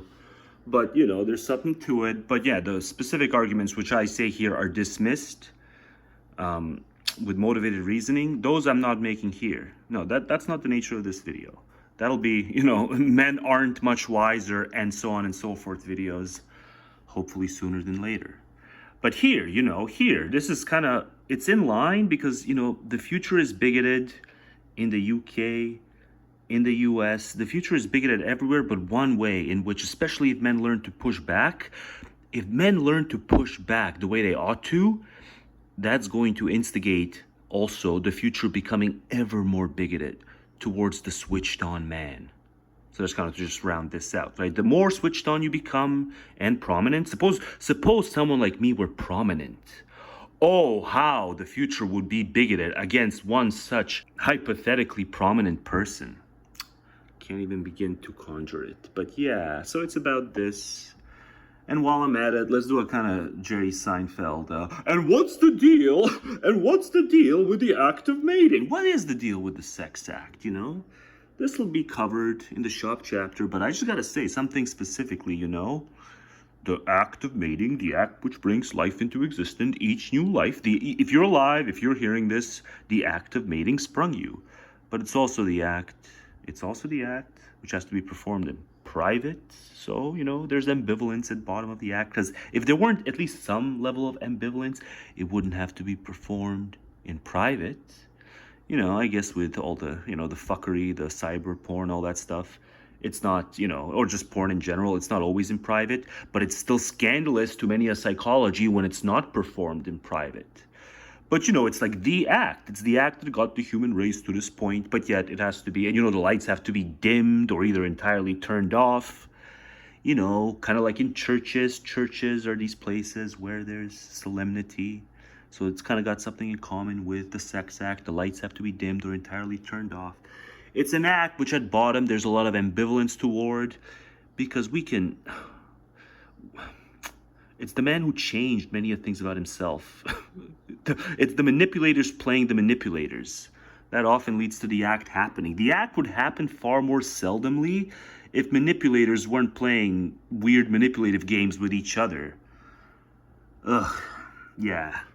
Everything from contouring to their, you know, overrepresentation in surgeries, plastic cosmetic surgeries. You know, what else was there? There's something else about them. You know, antidepressants, but once they hit a certain age where they're out of that golden ratio for conceiving, it's just also, it so comports with what the raw, crude biology would predict. But anyway, so the next thing, now that I've kind of dissed and rounded out this, the next thing is I'm going to launch into a bit of puberty talk right after this. Man, look at it go. Look at it go. You know, allow me to put it this way, maybe. The measure of a person's commitment to the species, however slavish, we're going to narrow it down to one measure. Don't exclude everything else, but kind of the one thing that we can do as a category to measure the extent to which they are, you know, committed or uncommitted to the species project. It varies by individual. I think everyone would be able to grant, you know, some are more committed to the species than others. Others recognize they ought to be individuals. You know, it doesn't mean being selfish, but et cetera, et cetera. We don't want to do a moral lesson here. Here I just want to say, the best measure of a person's commitment to the species varies by numbers. The best commitment, the best predictor of the commitment is the extent to which they were psychologically pleased or displeased at the news of puberty. Prior to that point, they had only known about it in the abstract. But then when it starts hitting you first person level, you know, it starts with hairs where there weren't hairs, even just seemingly yesterday when you glanced at it. Then one day you wake up, you know, that's first indicators. And, you know, some are pleased at this or tell themselves an overall positive story about it because it led to them being ever better servants to the species. If no puberty, no serving the species. It's why it happens. So, Some are pleased, others are very much displeased. We can use other more romantic terms. Some are sorrow over it, others are joyful over it, jubilant over it. Or at least, like, they may have recognized the short-term drawbacks, but they believe that, like, if it had been a case that they just kept on being a kid and just aged, but without puberty, if they were pretty much an asexual, or one of these, castrated folks, their life would have been worse. So just prudentially, they take the species for the prudential. Whereas the rest of us recognize, like, if we just kept aging, but, puberty didn't befall us, it really harmed us. All kinds of social, psychosocial dramas stem from, whether they are exogenous or not, they have their root in the turn. And so we are displeased, and that predicts our own commitment to our own individual good ahead of any other kind of chimerical good. It's a chimerical good, the good of the species. Nature implants it in you because of why Shop says in that chapter. God, how do people not see the strangeness and just the kind of, you can say, cosmic mockery of the fact that when Pa and Ma conjugated, in your case and in everyone's case, when Pa and Ma conjugated condom-free, you were begotten as a person or as an organism. That's when you were begotten as the listener. And everyone, I guess you can answer this on a psychological level, so then you go with memories. You can answer it in a microbiological, blah, blah, blah, sciencey level. But I'm just going to say, as a person, that's how you know it's Coquitlam. It's because you're going to hear a lot of those. As a person, you were begotten at the time Ma and Pa conjugated condom-free. And now just think about cultural differences and how, as far as my research goes, I think this is true in every culture. When the child's, like in any culture where families exist, which is pretty much every culture, how do you have a family-free kind of culture existing over time? It's impossible. So in every culture I've studied, it's just understood that the child seeing the parents conjugate condom-free or with the condom, child walks in on Ma and Pa fucking, child's going to be scarred. I don't think anyone is an exception to this. Did anyone actually who's had the misfortune of seeing their Ma and Pa in the act of mating hasn't gone on to severely believe that it would have been severely better for them to not have seen that? Yeah, this is the act in which your life sprung. Would it be unreasonable to expect a world where the act that sprung you would be an act that you wouldn't be so scarred by if you see it as a child, or in any way here described in graphic detail? And yet, it's this love word, and it's like, it means a lot to them when they see their child, that yes, that's the child that came about because Pa coomed in Ma. And it wells us up like nothing else, and now we see the universe differently. Because people who coom you out see the universe differently after they procreate and when the child is born. That's what people who coom you out believe. And so it's just strange, You'd think that, it'd be a kind of world based on how you are begotten. It'd be the kind of world where seeing your parents in the act wouldn't be one of the most scarring things in life, but it certainly is. And people can't really see that tension's worth exploring because it's going to land you in antinatalism very quickly. And no, you can't just, and I'm in a different room now, hence the echo. I'm in the gym, but I want to add to the Ma and Pa stuff. You can't just say that, well, that's because you're a child. And so, of course, any sex act you see as a child is going to scar you. No, clearly, this is not controversial. This is why I said it. For my research, it universalizes to every culture, right? A very young child seeing a random couple doing it versus that same child seeing their very own parents doing it. It's not like the scar level is going to be the same. One thing is significantly more scarful. Let's say traumatic. Maybe traumatic is hyperbole, but it wounds. Let's say it wounds, right? When it's your parents, it's going to wound you psychologically. Whereas if it's just a random, not even a random, but some other kind of, the couple that your parents are friends with, and let's say you're 10 years old and you see that couple doing it. So you still kind of know them, so maybe it'd be a little cringe.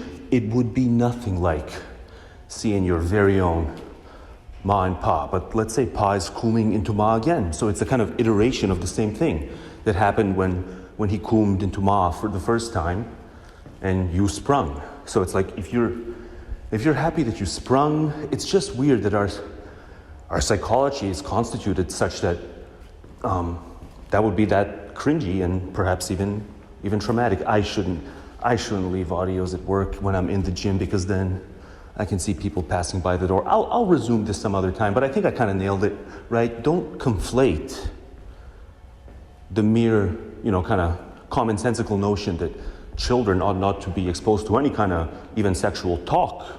Even rhetoric is bad here for a very young child, let alone seeing the act itself. Don't conflate that kind of general common sense view with what I'm talking about here. I'm saying it's going to wound you. It's going to wound your psyche if you see Ma and Pa doing it. Hell, even if you're an adult, but especially if you're still very young. But you on some level understand that's how Ma and Pa made you. You wouldn't have been made otherwise. And also I'm winded because I just lifted. So sorry about that, but I think I got my point across. It's kind of, the facade becomes inescapable. The facade of the, beautiful trinity of the Father, the Mother, and the child. It's like, but all these walls have to be kept up when the Father and the Mother want to be intimate. It just doesn't make any sense. And all of that points to this. All of it points to being a facade. And so you shouldn't affirm facades, right? You can take so many other things out of the equation, the injustices, the harms, and all that stuff. It's just, you would still be left with a facade because of just the way our psyches are constituted. It shouldn't be the cringiest thing in the world to see your parents doing it, but it is, or even just to think about it. I think there'd be a lot of people, especially conservatives, like an audio like this would even make them uncomfortable just hearing it and having to contemplate it. But oddly enough, those conservatives are also the very ones who are the most pro-family. Like the more pro-family you are in your whatever, your cultural attitude or your politics, the more you're going to find the mere subject matter of an audio like this cringy. But then again, that just speaks to the facade. So how about this? Down with the facade. Hey, why the fuck not? Down with the facade. Playing my own video, Why We Fail the Victims of Madness reaction part. Just listening to some of the stuff I said when I eventually returned to it. The Eli Lake podcast, just my reaction to it. Yeah, I snuck in some ripe ableism in there. And it's funny how it's only really evident once it goes public and I kind of hear it with other people's, I LARP as listening to it as other people and kind of being mortified by what I hear. But it was a brief kind of discarding of their interest in saying they gotta be reined in. Why we fail the victims of madness. I pretty much said it's inevitable, and I do think it is. I got a few specific individuals whose scandals certainly have been publicized, who I can illustrate that with, but instead of doing that here, people of whom it can be said they are mentally disabled because they've gotten themselves in trouble. I do this whole Britney roast in a separate video that's going to be called Men Aren't Much Wiser. I just do a Britney roast, and she's prime candidate for this. I say in that video, the conservatorship is arguable.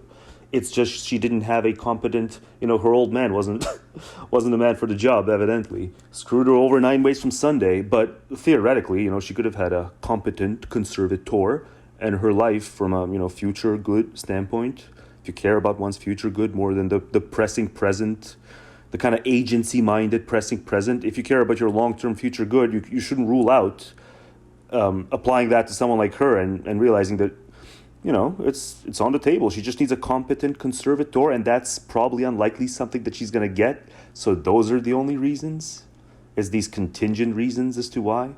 But it's not because, oh no, she's not really mentally disabled and she's, every bit as mentally capable as the rest of us and she's going to chart her own course and she has agency in the robust sense. Like, no, those aren't the reasons. It's just these difficult, just these ultimately, mundane and intangible questions about probably no one who's up for the job to be a proper conservator for her without using her for her many many uses.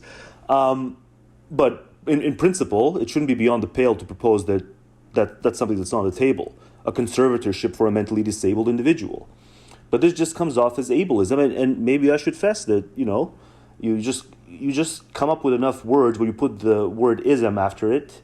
I'm not gonna I'm not going to be intimidated from speaking my mind. I really do think that there are superior and inferior ways of mental being.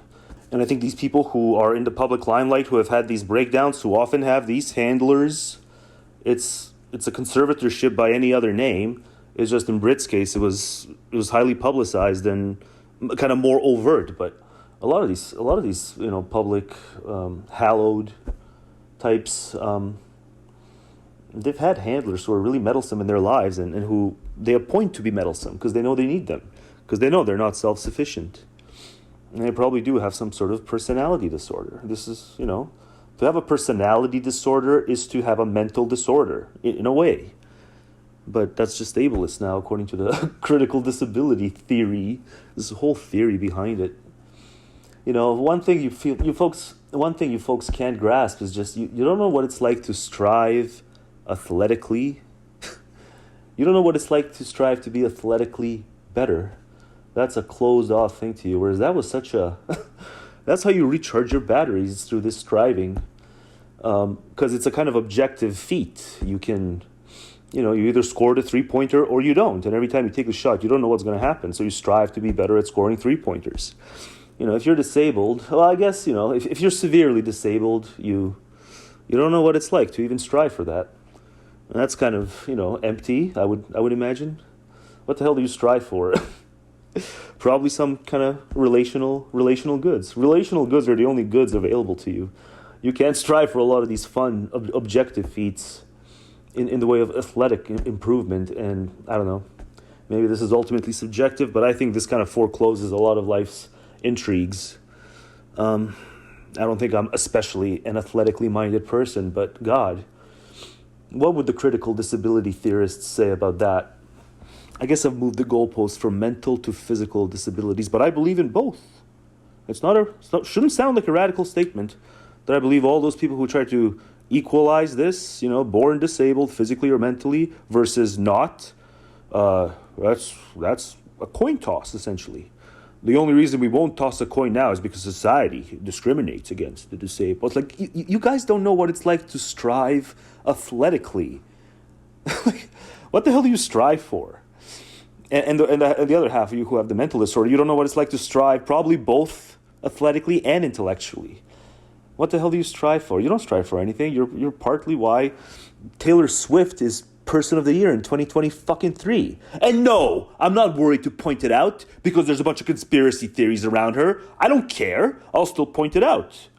I don't believe those conspiracy theories. Why the fuck is she Person of the Year in 2023? There were so many more amazing people. She's not especially talented. One of these days I'll give, a part of her discography a try, but I know if she's as popular as she is, I don't need to listen to her music to know that she's not, she's at most moderately talented. But she made Person of the Year. And all the coverage she gets is positive because all the other MAGA mouth breathers believe she's a psyop. What a stupid world we live in. And yeah, what's the answer? You guys don't know what it's like to athletically strive to get better.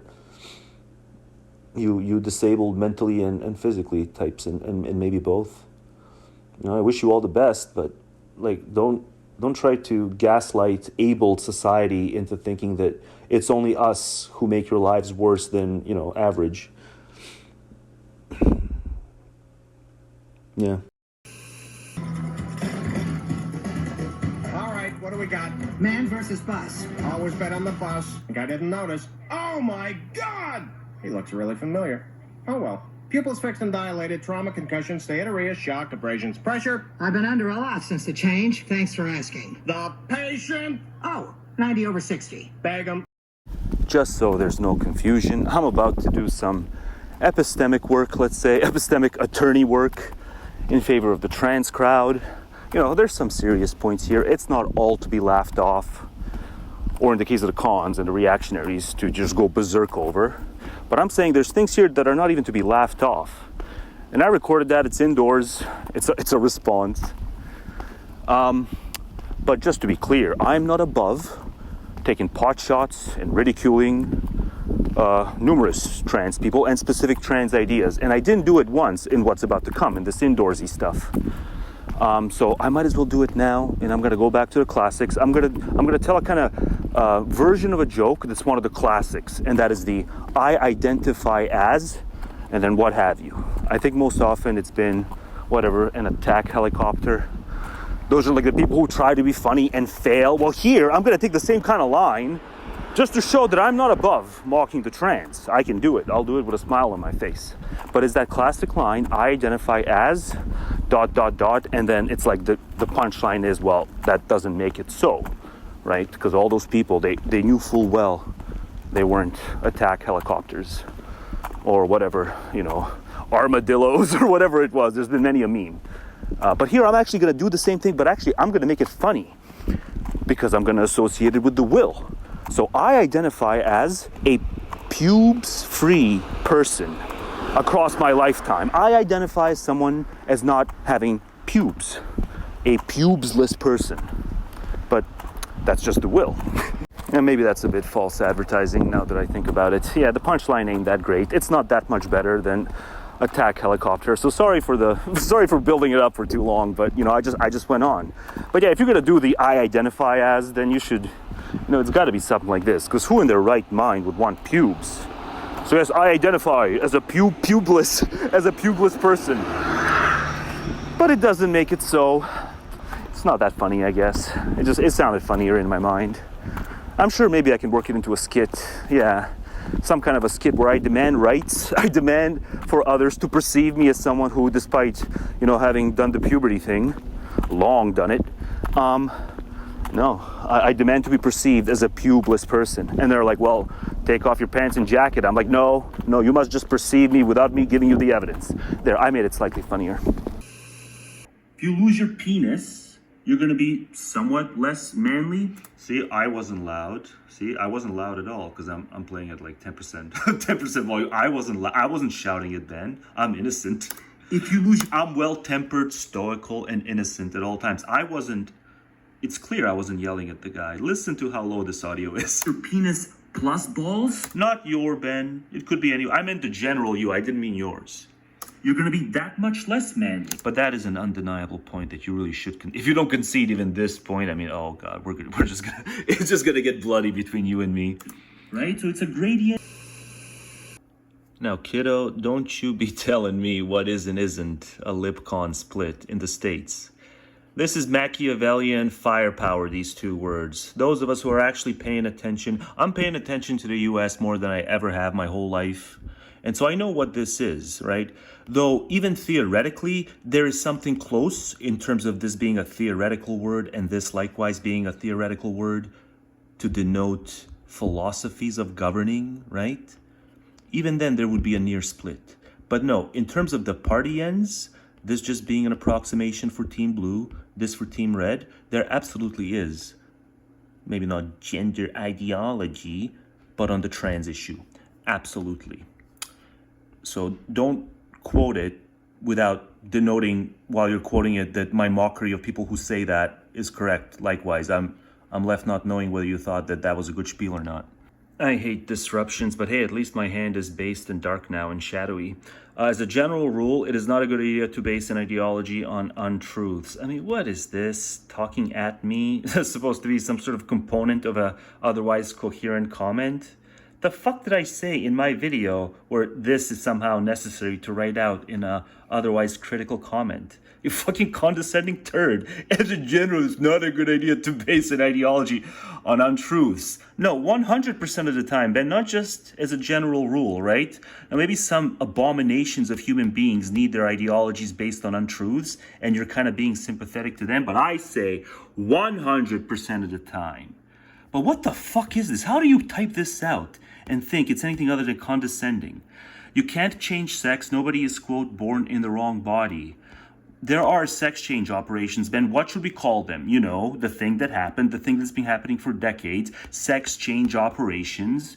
You know, watch Duckman, where, you know, Bernice leaves and Beatrice, the sister, comes in. And one of those nurses, clearly, is a sex change operation nurse. It's a sex change operation character. And the episode was from 97. This shit's been happening for decades. Sex change operations. What should we call them if you believe you can't change sex? What the fuck should we call them? Makeovers? No, it's fine to call them sex change operations. Now, that doesn't mean, legally speaking, you know, dames have to compete with guys and stuff like that. Even after the sex change operation, I condemned the legal component. Well, at least in the upcoming video. I didn't condemn it yet. I did like 30-second commentary on the trans thing as an aside, and I get him writing out all this shit, starting with, as a general rule, it is not a good idea to base an ideology on untruths. First of all the time it's not a good idea. And second of all, how the fuck is this something you need to type out at me? You condescending turd. You can change sex, you can change components, features, attributes, which on the whole contribute to femaleness and maleness, right? It's not like one thing, it's a multi-dimensional thing. If you lose your penis, you're gonna be somewhat less manly. If you lose your penis plus balls, you're gonna be that much less manly, right? So it's a gradient, it's not a light switch, maleness and femaleness. It's a gradient. We all have these parts. The parts are, because of modern medicine and modern, extreme operations, the parts are doable and unscrewable and all kinds of, people do all kinds of stuff. It's phenotypic, right? So what, give it a decade or two and maybe men will have wombs, right? We went back 100 years. Look at all the shit that's happening right now. Went back 100 years, people would have thought it's magic, but no, it's not magic. It's modern medicine. So maybe, in 100 years, yeah, maybe men will be able to have wombs implanted. At some point, right, enough things will be able to be implanted where it's not going to seem absurd. What's this birth stuff? What kind of just world bullshit do you have going on in your brain? Where you think that's when, and again, setting all the legal stuff aside, you'll see the legal commentary. That's the video coming up. That's going to be in, Who Are the Weaklings, where I am going to condemn the Prague activists on the trans issue. I'm going to condemn them because they're pumping these kids full of these, puberty blockers and all this kind of stuff that's unvetted, and they're over-prescribing all that. But you're just a fucking you're a generic polemicist on this issue. I did 30 fucking seconds in the video he left this comment on. I did 30-second commentary, and he thought he needed to type out all this generic polemical shit. Well, I'm not doing you the courtesy of sitting down and typing out a long response to all this. I'm not even going to read it out all here. This is like fucking 4 minutes already, and I can't get past nobody's born in the wrong body. There's people who feel profoundly uncomfortable, right? Some of it is not social contagion. Some of it, nobody knows the exact percent. This is an incredibly difficult thing to know. But some of it is just a deep discomfort, like a woman after a mastectomy, like, feels incomplete. That's how some, boy, whatever kind of narrative he wants to tell himself, what remains true is that he is profoundly uncomfortable when he hits puberty because he doesn't have tits, he doesn't have a bouncy, shapely ass, he's not voluptuous, he's not luscious, he's not lusted after. He wants to be lusted after, as a dame, but he's not a dame. That's just how he feels. Would have felt anyway, there's some, historical records that show there were guys who wanted to be dames. Some of these names escape me, but, if you insist, I'll dig up that stuff. I'm not saying it's prevalent in the ancient times, but this, 100% bullshit is your bullshit. Because you still have your, rat femme bona fides that you feel like you have to stay true to. You just latch onto a lot of stupid bullshit and you can't let it go. That's your fucking problem. Don't fucking ever talk at me about, as a general rule, it's not a good idea to base an ideology on truth. Don't ever fucking think you have to tell me anything of the sort. The dual toilets and okay, yeah, that's all bad. That's all bad. I'm not defending that. I'm just saying, don't be like Christopher Rufo on this. Don't say, curtains closed, there's nothing to see here. There's people who are profoundly uncomfortable, right? They're sincere about it, and they're profoundly uncomfortable because whatever, they don't have the parts they want to have. And modern medicine can help us, solve some of their problems. So why the fuck shouldn't it happen when they're adults? Why shouldn't sex change operations, I don't care if you call it trans, I don't care what we call it, right? What do you propose people who want to get sex change operations do? Right? Forget all this crap. This is all recent crap. The through lines is there were people who were getting sex change operations for decades, right? It wasn't politicized. Why should it be politicized now? Insofar as we set aside the craziness of the trans lobby, as it's often called. And just remember that there are still individuals who are badly off. And you're just denying it because you're just so caught up in all the drama, all the political drama. Fine, be caught up in your stupid drama, but understand you're doing it because you feel like you have these rat femme obligations you gotta fulfill. You gotta be a knight in shining armor, essentially. You know, some dame may get mobbed in a bathroom by some nutcase. Okay, fine, do that. But understand, you know, A is not B and B is not C. You don't seem to understand, Ben, that A is not B and B is not C, and there's an entire fucking alphabet of issues, and your polemics is just Rufo-level polemics. You're Rufo-level, Ben. A female stick figure next to it. Yeah, whatever. This is it's just to you know, blockade that there's an actual problem here. So whatever, keep blockading your brain, but there's an actual problem here. And you know, often enough, it's changed. It's somewhat resolved for some people, some at a time, by sex change operations, transitioning, right? The kid stuff, it's all kinds of risky. I condemn it. I condemn what they did. They turned a bunch of kids into lab rats. But you're just a light switch on this issue. The light switch is off, and I'm saying no. There's gradients, right? There's gradients. You know, a titless woman versus a vagless woman, right? She can be less feminine in all these different ways, right? She can keep her tits but get her vag taken away, or vice versa, right?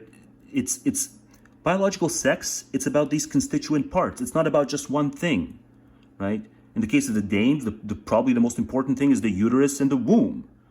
But, you know, who's to say in the future, you know, they'll maybe do these kinds of transplants, right? Like they do the split brain transplant and all the kind of weird shit they do. Who's to say they won't be able to implant wombs into men? You know, so there'll probably be a market for it. There's a market for everything. Why should there be a panic about that? It's so fucking frustrating.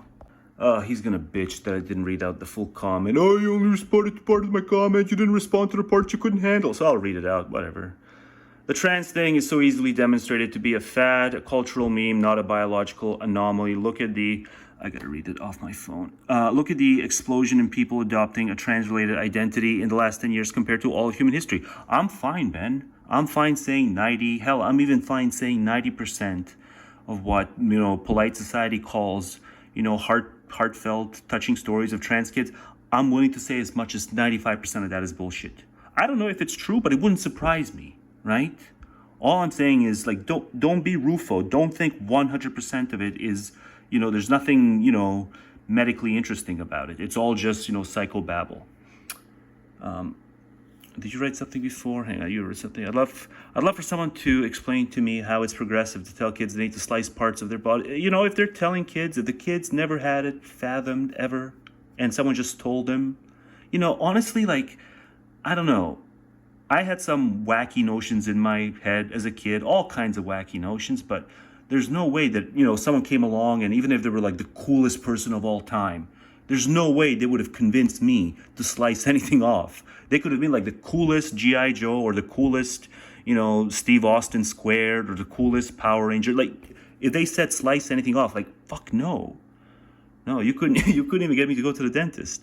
Commit to a lifetime of potentially damaging drugs just to try and emulate a template we're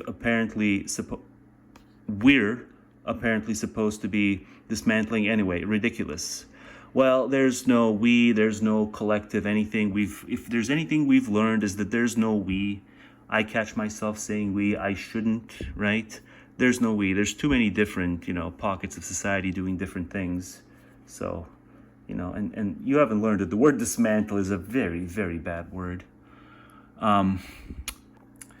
That's not to say that gender roles or gender bending never happened before. The point is, prior to the last few years, feminine men were just that, men who presented and or behaved feminine. But they did not pretend to believe they were really a woman. It's different than that. It's different. It's more than just merely, you know, attitudinal. No, there's physiological needs in line with attitudinal needs when it comes to the trans thing. You know, they need to be shapely. Feminine men just kind of were okay being wussy. But the trans-born men, but feeling themselves trans, right? They need to be shapely and curvaceous and all this stuff. you know. But look, the annoying thing about this, Ben, is that I've done a lot of, you know, actually pretty, what would we call transphobic mockery of the whole issue that you'd probably find funny. Like, I've done a lot of that. It's just I gotta wait because I gotta do the newsy stuff. You know, I'm not some pro-trans culture warrior. I'm just saying, like, the fact that the Rufos of the world and that stupid documentary Having Made Waves, What is a Woman? It's like these fuckers want to say like 100% of it is social contagion bullshit, and you're all there for it. It's like you should be able to grant. We don't know how small a chunk, but there's a chunk of, you know, they need to be, you know, they're attitudinally female, but also they need the external to match the internal. You know, the feminine men you were talking about, no, they were just okay getting their kind of feminist rocks off, or feminine rocks off, lifting their little pinkies when they drank their little faggoty tea. But the trans, you know, cases, they need to do more than lift their little pinky finger while they drink tea. You know, they want to be fucked. They want to be fucked like the Dane gets fucked. Yeah, I'm sorry, that's part of what it is, right? Right? And it won't just do for them to have gay sex. They want to be fucked as a Dane.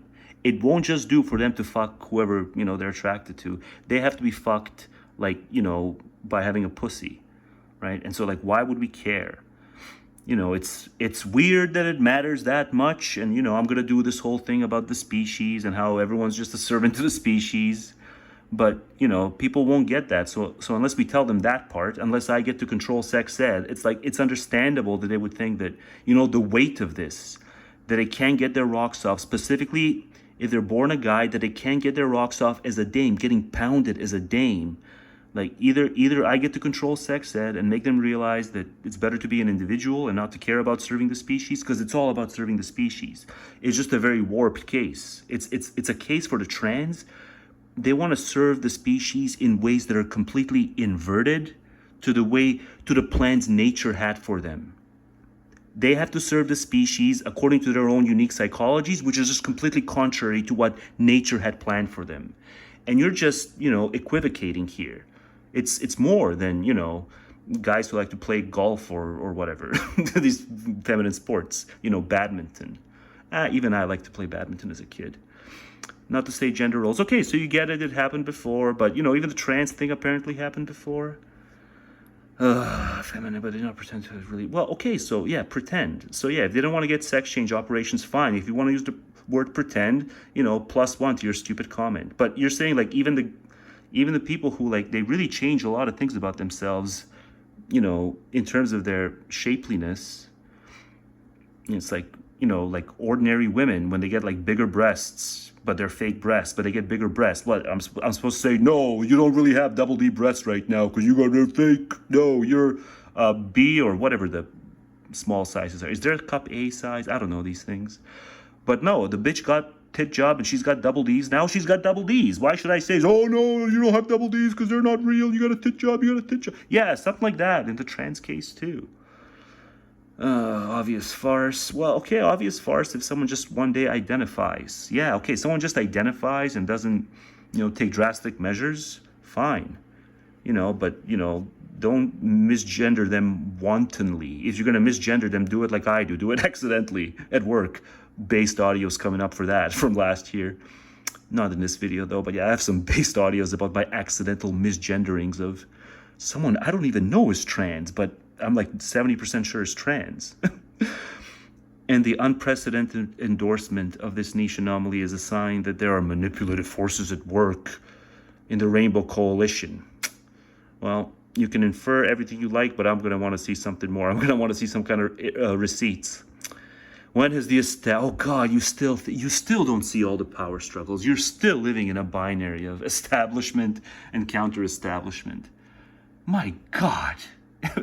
Again, you're another one of these, you know, ideologically 18 for a lifetime. There's an establishment. Give me the roster. Give me the establishment roster and give me the counters. No, Ben, there's swings of power. There's swings of power. People get, you know, ejected and elected. That's how it works. And that's how it works even in the corporate world, you know. The CEOs get fired, new CEOs get hired. That's how it fucking works in a, you know, competitive enough society. Ever been so quick to trip over themselves to empower and endorse. Look, there's a lot of establishment that really, they're not happy with what the, trans lobby have done, and they're very powerful people. In order to codify into law protections for a niche minority. Well, it depends on the state, right? Look at all the anti-trans legislation that's going on in the red states. So you're just, whether you know it or not, Ben, you're just carrying water in terms of what you actually want to see. Yeah, you're a water carrier for some of the worst zealots who are taking the most, kind of drastic anti-trans, like, kids must not know there's such thing as transgenderism in schools ever. Like, even in high schools, don't teach it. Yeah, that's red states right now. So it seems that you just really dislike any kind of accommodation that blue state folks voted in, essentially. Dual toilets, I'm against that. But I'm against all this kind of overnight changes, but I'm also against all the assholes who, want to prohibit any kind of discussion on anything trans even in high schools. Because they're small-minded people who are just worried about their kids being manipulated. Because all they see it is manipulate. They see mere exposure to different ideas as manipulation. They're fucking cowards, Ben, because they know their worldview is brittle. And here you are carrying water for them, for the fucking tradcons, under the auspices of, staying true to your rat fem obligations. But no, effectively, Ben, what you're doing is carrying water for the stupid mouth-breathing tradcons. Who, if you fucking told them, you get to speak at your kid 95% of the time throughout their childhood, and we get them 5% of the time, and we get to expose some other ideas that you haven't exposed them to, and they call that tyranny. Why does that bother you far less than these stupid things? People whose worldview is so brittle, they go berserk, if they don't have their kid 100% of the time. The kid hears contrary views that they disagree with, but it's only like 5% of the time. Because clearly they know whatever bullshit those views contain, their stupid crap is that much easier to, the house of cards is just to break down. So that should disturb you more. You should really hate the tradcons more than you hate this. Because they've got the numbers, and yet they're such scaredy cats. They've got the fucking numbers on this. Middle America, yeah, they're singing your tune. It's just, New York and, the West Coast and stuff like that. That's where, trans people have a lot of support. But most of the country, they don't. And yet these other people are talking as if, all is lost. It's like, no, you guys, most of the legislation has swung back against trans interests. Anyway, I'm done. But yeah, your comment pissed me off because it is beginning. But fine, you wanna write out a bunch of shit because I said 30 seconds worth of stuff. Yeah, you know what the fuck you're doing. If you lose your penis, you're going to be somewhat less manly. See, I wasn't loud. See, I wasn't loud at all because I'm playing at like 10%. 10% volume. I wasn't shouting at Ben. I'm innocent. If you lose, I'm well-tempered, stoical, and innocent at all times. It's clear I wasn't yelling at the guy. Listen to how low this audio is. Your penis plus balls? Not your, Ben. It could be any. I meant the general you. I didn't mean yours. You're going to be that much less manly. But that is an undeniable point that you really should. If you don't concede even this point, I mean, oh God, it's just going to get bloody between you and me. Right? So it's a gradient. It's a gradient, right? Now, it could still be the case that, yeah, it's back to being light. It's a different day now. I got to round this out. Oh boy, it's going to get bloody between you and me because you know what's going to happen, Ben, is you're going to waste my time now. Now I'm going to have to devote a lot more time to you because you're going to do what you've done before where I'm going to end up having like a novel-length blog post written out to you as a response that you're just not going to read. You're just not going to read. And that is going to piss me off even more because like, I wrote this thing. But I understand because like, to the extent that you've ever addressed me in videos before, yeah, I watched maybe like 30% of all those videos. So yeah, you're not gonna read my long stuff, and I'm not gonna watch your long stuff. That's what's gonna happen here. But it's probably gonna get bloody before that. Maleness and female. But see, I wasn't yelling at you, Ben. See how soft-spoken I am. It's a gradient. We all have these parts. The parts are because of modern medicine and now it doesn't mean that. This is why Ezra's show is so confirmatory. It's confirmed so much of what I believe. Oh God, I accidentally clicked next, and so I'm back at Ezra now. God, can I? No, I can't. Anyway, I think I was just about done. So awkward thing talking at Ben, but Ezra's on the screen. I don't want to disrupt this. This was actually kind of fun and spontaneous. But yeah, Ben, you got to grant that... I'm willing to grant that maybe modern medicine will not evolve at all to the point where you can change enough of the phenotypic stuff. And at least phenotypically, you know, though anatomically, right, men can become women anatomically if modern medicine advances that much more. But I'm willing to grant that there's nothing we can do so that we can change enough of the phenotypic things. So then this, at least scientifically, like the question, can men become women? It's like a draw, right? Yes, anatomically in the future because of advancement in modern medicine, but no phenotypically because it's unlikely that modern medicine can work like something that close to a miracle. So the answer to can men become women and can women become men, the answer is a draw. That's the fucking truth on transgenderism. But yeah, I somehow slipped over to Ezra because I was wagging my hand too much and I actually clicked my keyboard. And another thing about this thing, I could not find a way to pause where my finger was in the screen and this was still there, but I need to kind of show this. And another thing about this thing, God, it's just, I don't want to go into this, but you know, it's been a bit harder than I thought it would be. Because like on Twitter, usually when someone comes up to stick up for Napoleon, you know, they have to announce their height. It's not just to say like, I'm not a short guy, like they have to announce their height specifically. Because like, even though they're anons, it's like, oh, people are going to assume I'm short if I stick up for this, so I'll just announce my height. And like, oh, you guys are so pathetic. But it's like, I'm watching this back before I upload it. I'm like, oh, I want to announce my height too. Oh. But it's stupid to care if, you know, someone perceives you as being like Napoleon was wronged. You know, if they perceive you as caring about that just because like they perceive things about, you know, shortcomings. But anyway, what am I saying? But yeah, that's a Napoleon complex, you know, so like the future is bigoted, but likewise the past is also bigoted, we might say. It might be said the past is bigoted. No, see, I can't pause it with my finger there. But I was right. In imperial terms, just under 5'6", which at the time was of average height among all men in France. But what was the point of this? Right, so insofar as there is a complex of this sort, you know, I just got past the trans stuff. Oh, how I attorneyed for the trans stuff. I'm a trans attorney these days, apparently. I do it better than they do. I'm a trans attorney, epistemically. But, you know, like, think about it. Think about it. Like, what's the best way to actually defend this? Right? Is it to solicit pity? No.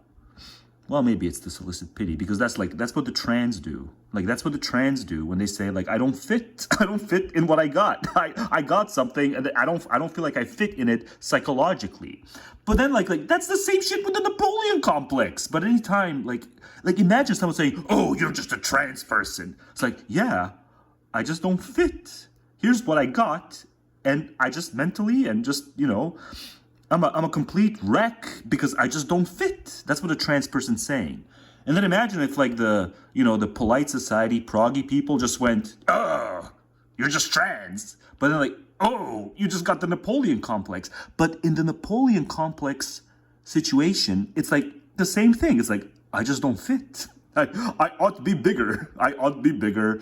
But in that case, they're like, you ought to feel horrible about the fact that you think you ought to be bigger. But it's like, what's the difference between the trans person who says, I don't fit, I got a wang and I want a giny, so I just don't fit, I got too much of me, or the inverse of that. And then imagine just going, oh, you're trans, you're trans, you're trans. It's like, yeah, they know they're trans. And it's like telling a man he's got a Napoleon complex, let's say the subset of them who actually have it. It's like, you're just kind of like finger pointing where it's like, I know, I don't fit. Can't you guys treat me the way you treat the trans? And they're like, we absolutely cannot compute any of this. So there's a kind of grim finish to this. The trans issue at bottom is very similar to these men who are plagued by the Napoleon complex. It's very similar. They don't fit in both ways. Like, why does it take me to be the only person like in history to make this point? Like, why must I make this point? You know, but I will remark on those Twitter guys who like they show up to defend Napoleon and like 9 times out of 10 they have to announce that like, oh, I'm not short myself, but I'll spring to Napoleon's defense, but I'm not short myself. It's like, yeah, I finally kind of get it because like I'm about to upload this and it's like, oh, I see why they do it now and it's all stupid. Very grim, the whole human psychology thing, very grim. But no, let's not have a sour ending. No need for a sour ending on a day this lovely. You know, could be in a lot of horrific places in the world right now. I think 90%, maybe horrific's too rough a word. 90% of the places in the world seem to me very horrific. Yeah, it's a 9 p.m. dinner is what I'm making. I'm making some, yeah, veggie, of course, veggie ones. But let's just see. What I wanted to make a point too. I queued this up and kind of algorithmically demoted. Oh, how I am noble here. Where young writers would once face the world together, they now... You know, classical righteous lips who, you know, don't try to ingratiate themselves to the Volk, and classical righteous lips who do. Now, classical liberals, if they want to deny this, they're welcome to, but they are deluded. Just in terms of, you know, this exhibiting political righteousness, the classical liberal tradition is far more self-righteous. Like, whatever its, you know, merits are. Like, the biggest demerit is in the individuals who are so, you know, politically righteous. You know, the other one's like, yeah, we'll crack some eggs. We don't care, we'll crack some eggs. We're not righteous politically. You know, hence illiberal, because they're saying, like, we'll crack some eggs. But, you know, it's clear that in many cases, the people who endorse classical liberalism, they so want to crack some eggs. But they also want to do so righteously. At least the other ones, you know, the tankies, like, whatever, you know, we'll get our wins non-righteously and like it.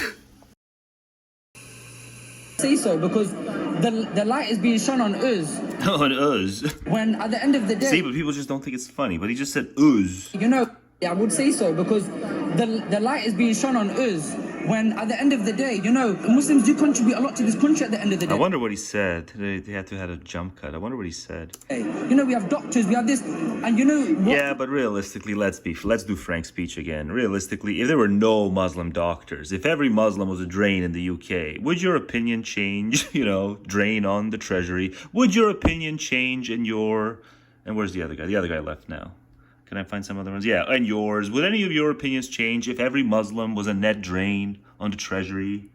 No specialist Muslims, no doctor Muslims. None of your opinions would change. And that's like the least you have. That's the least, at least where I take issue with you. That's the least of what you have to account for. It's far more often the shit you have to account for is the Islam stuff. And the halal stuff, which I guess is the Islam stuff. It's the halal stuff that brings you down, truly, in my eyes. But yeah, if you guys want to be just like a net drain on the treasury, I won't mind that much. But like, also your opinions wouldn't change if that was the fact. But here, like, oh, there's Muslim doctors. Sure, there's Muslim doctors, but you know, there's a lot of people worldwide who practice, who, you know, enslaved, who lose their youth so they can get accredited as a doctor. You know, and you know, the UK could just pick some of those people.